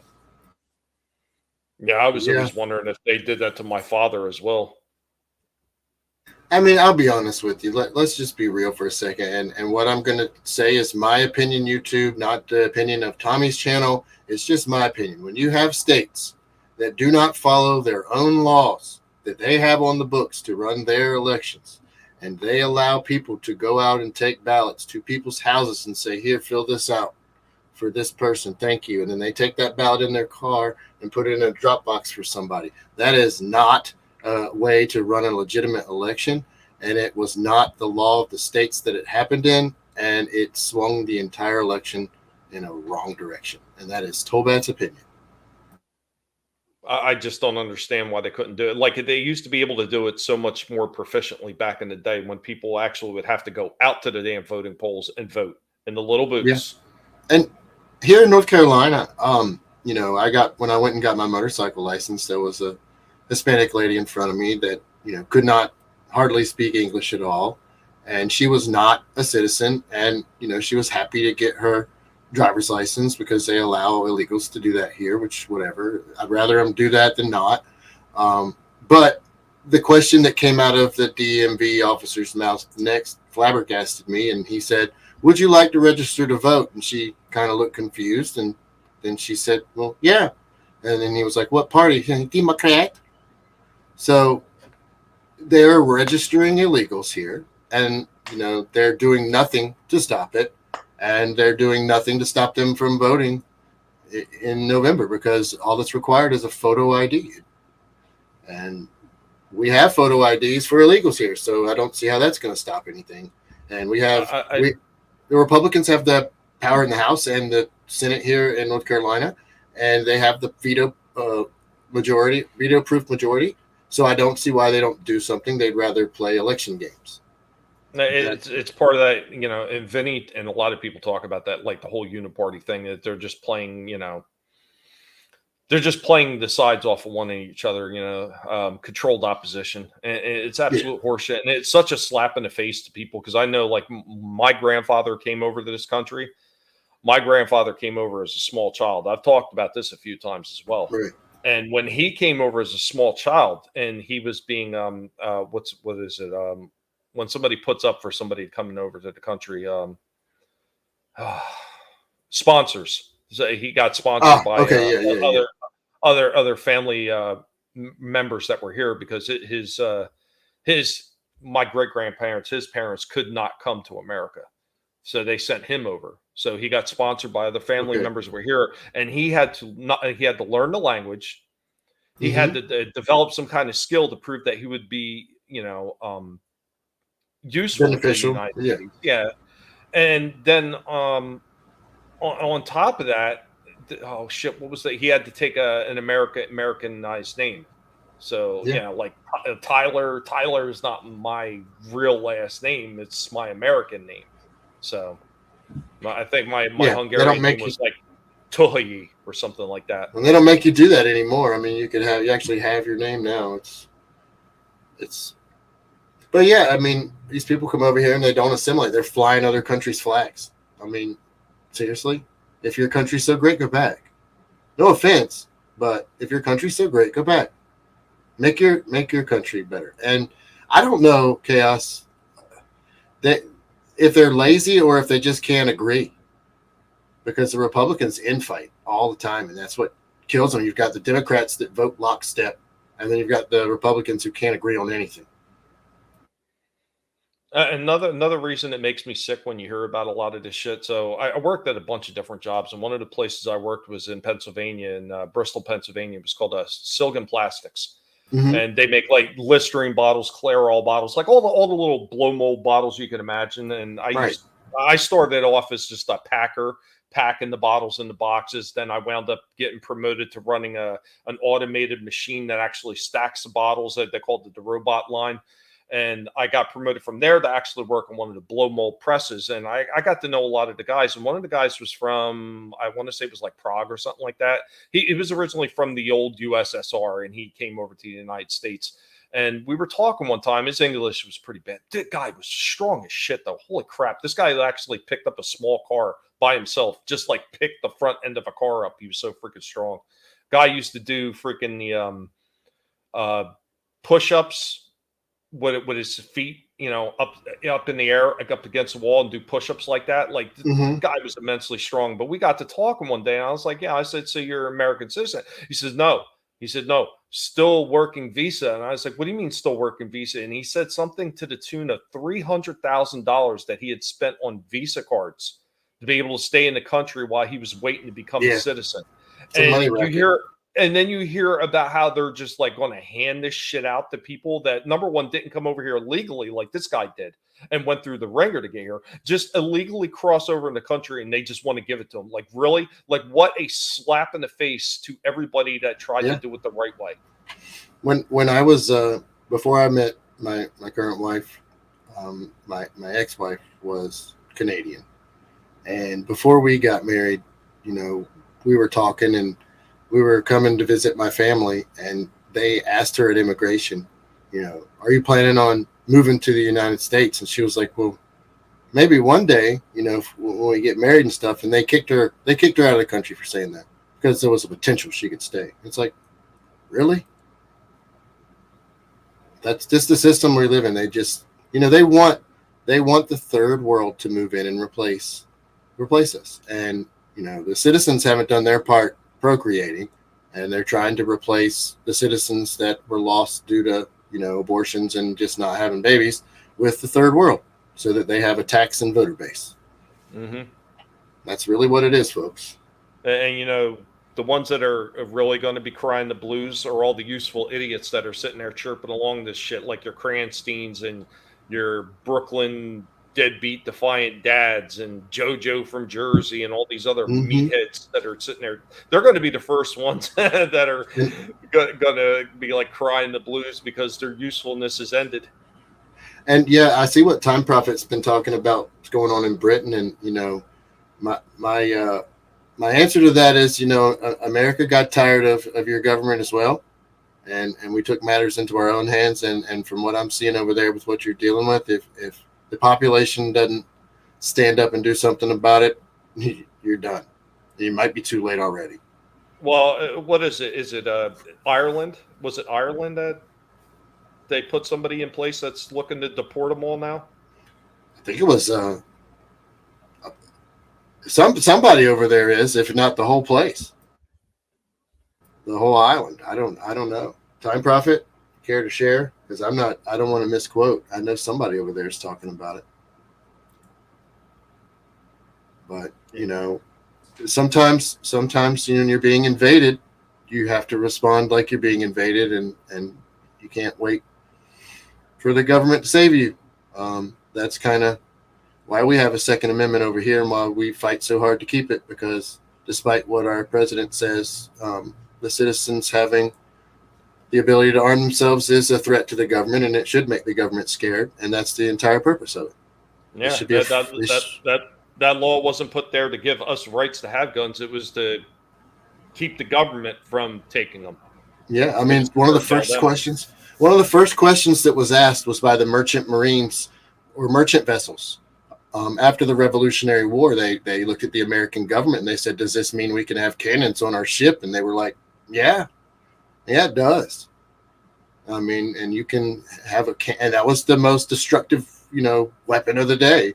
I mean, so there's no reason. I mean, I know people are going to not like this, but there's no reason you shouldn't be able to own a rocket launcher or an RPG, as long as you have a clean background, and maybe some supervision as far as you're not targeting planes flying over with your surface-to-air missiles. But I mean, as far as the Constitution goes, yeah, there's no restrictions on what arms we can own. It's not for muskets or rifles. It's for arms, which means military-style weapons. We should be able to own them. Yep. Well, sorry. Yeah, and that's the biggest argument that a lot of these meatheads miss when they meant muskets. Yeah, well, what were muskets at the time? They were the top technology of the day. And they didn't say specifically in there, oh, you can, it said arms. Restrict people from, they meant arms, because they knew at some point the arms were going to advance like they had during their own time. I mean, they had automatic, semi-automatic weapons, at the time with the Gatling gun. Yeah, that was in more of the Civil War day, but yeah, sure. Well, the original blueprint for the Gatling gun, there was a version How of far- it. It wasn't exactly the same Gatling gun that they had during the Civil War, but they had something similar to that actually fired off multiple rounds, but even back then. Right. Yeah. Yeah. I mean, yeah. And look at before that, they had catapults and slung burning oil. I mean, that would all be included in arms. I'm sorry, flamethrowers. Well, flamethrowers are, I think, actually legal to have. And people say automatic weapons are illegal. They're not. You can still get permits and own an automatic weapon. It's just whether or not you can actually afford to buy one. And see, and this is a problem I always have with politics like that when they decide what is going to be best for you. And I remember when I was younger, we used to talk about something simple about how they were going to use this to push more restrictions and more fines and everything else. Is when I was younger, there was no such thing as seatbelt laws. Yeah, me too. Yeah, and then they started pushing it, and we used to, my parents used to talk about it, and when I was younger, I used to talk about my friends as they were pushing the seatbelt laws, like this is only going to escalate, and there's going to be huge fines, and they swore up and down that's never going to happen. That's never going to happen. And what happened within like 5 years of them pushing seatbelt laws? All of a sudden, there were all kinds of fines for it, and they were actually pulling people over for not having seatbelts and giving them fines. Click it or ticket. It's a shame, but it's the world we live in. And Time Prophet, they're trying to take our weapons as well. But that's why you hear us fighting so hard to keep them, and they try to make us out into crazy people. But it's like it's really, really important that we be able to keep every gun that we can. And most Americans that are pro Second Amendment are willing to say and die on the sword of, if you try to come in my house and take my gun, then I'm going to come at you with them. Okay. Let's see. I know everybody always thinks of the Gatling gun. Like I said, there was one before that, and I couldn't remember the name. It's called the Puckle gun. So here you go. The first machine gun from 1718 fired square bullets. It's called the Puckle gun. There you go. It was basically the same type of thing. It was a cranked like machine gun. So these things were around then. So it's those who do not learn from history are doomed to repeat it, and then you get the idiots that we have all over X. And an example of what happens when you allow people to take your guns is Hurricane Katrina. You can look up them taking guns during Hurricane Katrina. I was in the military at the time. I literally refused to go to that area because I told them I'd be in Leavenworth because I wouldn't follow their effing orders. I literally told them that because they were breaking the law by taking guns from civilians. And there were huge lawsuits about it, and you can look it up. But I will never, ever, ever allow that to happen in my house. And the Boston Marathon, that whole Boston bombing thing, what happened after that, where they shut down Boston and went house to house and then shot 8 million bullets into the backyard. That was all a planned event as far as shutting the city down, I think. So, and when I say planned event, I mean they used it to facilitate shutting the city down to see how people would deal with that. And that's usually what it always is. They want to see what they can get away with. And yeah. What's up, I think they knew it was coming and they let it happen like they do with most things. Like Lynch says, survive your crash, get back to work, and pay us more taxes. That's right. It was a massive trampling on the Constitution. And those people, they just don't care because if they can get away with it once, they know they're going to be able to get away with it again. And that's why it's always refreshing when you get some of these freaking guys who actually stand up and say, no. I know there's one of the guys from Tennessee that's like that. He's like, absolutely, like, hell no. I'm not going for any of this. Then you get these people that are kind of wishy-washy, like, I don't know, the guy we have in Florida, who's willing to, like, for a few dollars more, I guess, look the other way for certain things. That's all I got, I think, Tommy. All right. 223. Is that good enough for the chat? If not, I'll keep talking about something. I mean, if you're done, you're done, man. Like I said, this was about you, for people to get to know you and subscribe to your channel. All the people that have been dropping Tolbat's links in the chat, thank you so much. All the people that have been watching on X, all the people that have been watching on YouTube, thank you very much. Be sure to stop by Tolbat's channel as well. Check out some of his stuff on the Jaguar. Check out some of the alien stuff, or just check out some of the other shorts that he's got going there. Make sure you check out his intro about how he's an alien and he dropped onto your world. It's a lot of fun stuff. The story, you talking about the story of Tolbat? Yeah, that's on there too. But guys, thank you so much. I really do appreciate you guys coming out here and having some fun with us. And I love doing these Cage Talks shows. At some point, I'm going to wind up doing kind of like rewinds, and I'm going to bring in people back on. Yeah, thank you, Trina. And Trina, at some point, will be hosting Cage Talks as well. United Underground is be expanding, and Trina will be having some Cage Talks. So, for those of you who do not feel comfortable with this mean old guinea pig, you can always go talk to Trina. He's really a big teddy bear, everybody. Thank you, Snortus. Good people and lizards. Thank you, Vinny. Do lizards eat guinea pigs? No. We have an agreement. Plus, there's things that taste better out there. Thank you, Chaos. Guinea pigs fight for justice. Once again, thank you for stopping by. Be sure to subscribe to Tolbat's channel and check him out. I hope that you all have an excellent evening, spectacular tomorrow, and we'll see you on the next show. I know Vinny and I are going to be having Collectible Past on Thursday. I need to get off my piggly ass and get some more shit done for that. But we should be having a lot of fun. Hopefully, all our co-hosts will be assembled, and it'd be like the real Avengers assembling for Collectible Pass. Of course, Vinny does stuff on Friday, and throughout the week, E-Tet does stuff as well. Be sure to stop by for all that. I know he didn't have a chance to do the horror show tonight, but he'll be back every Tuesday, usually after I run Cage Talks. E-Tet has got the horror stream going with Trina. A lot of fun. They're talking about different horror movies and everything. They got real horror. Damn good guests. Real horror. Guys, thank you for being here. That's right. We're all going to form Voltron.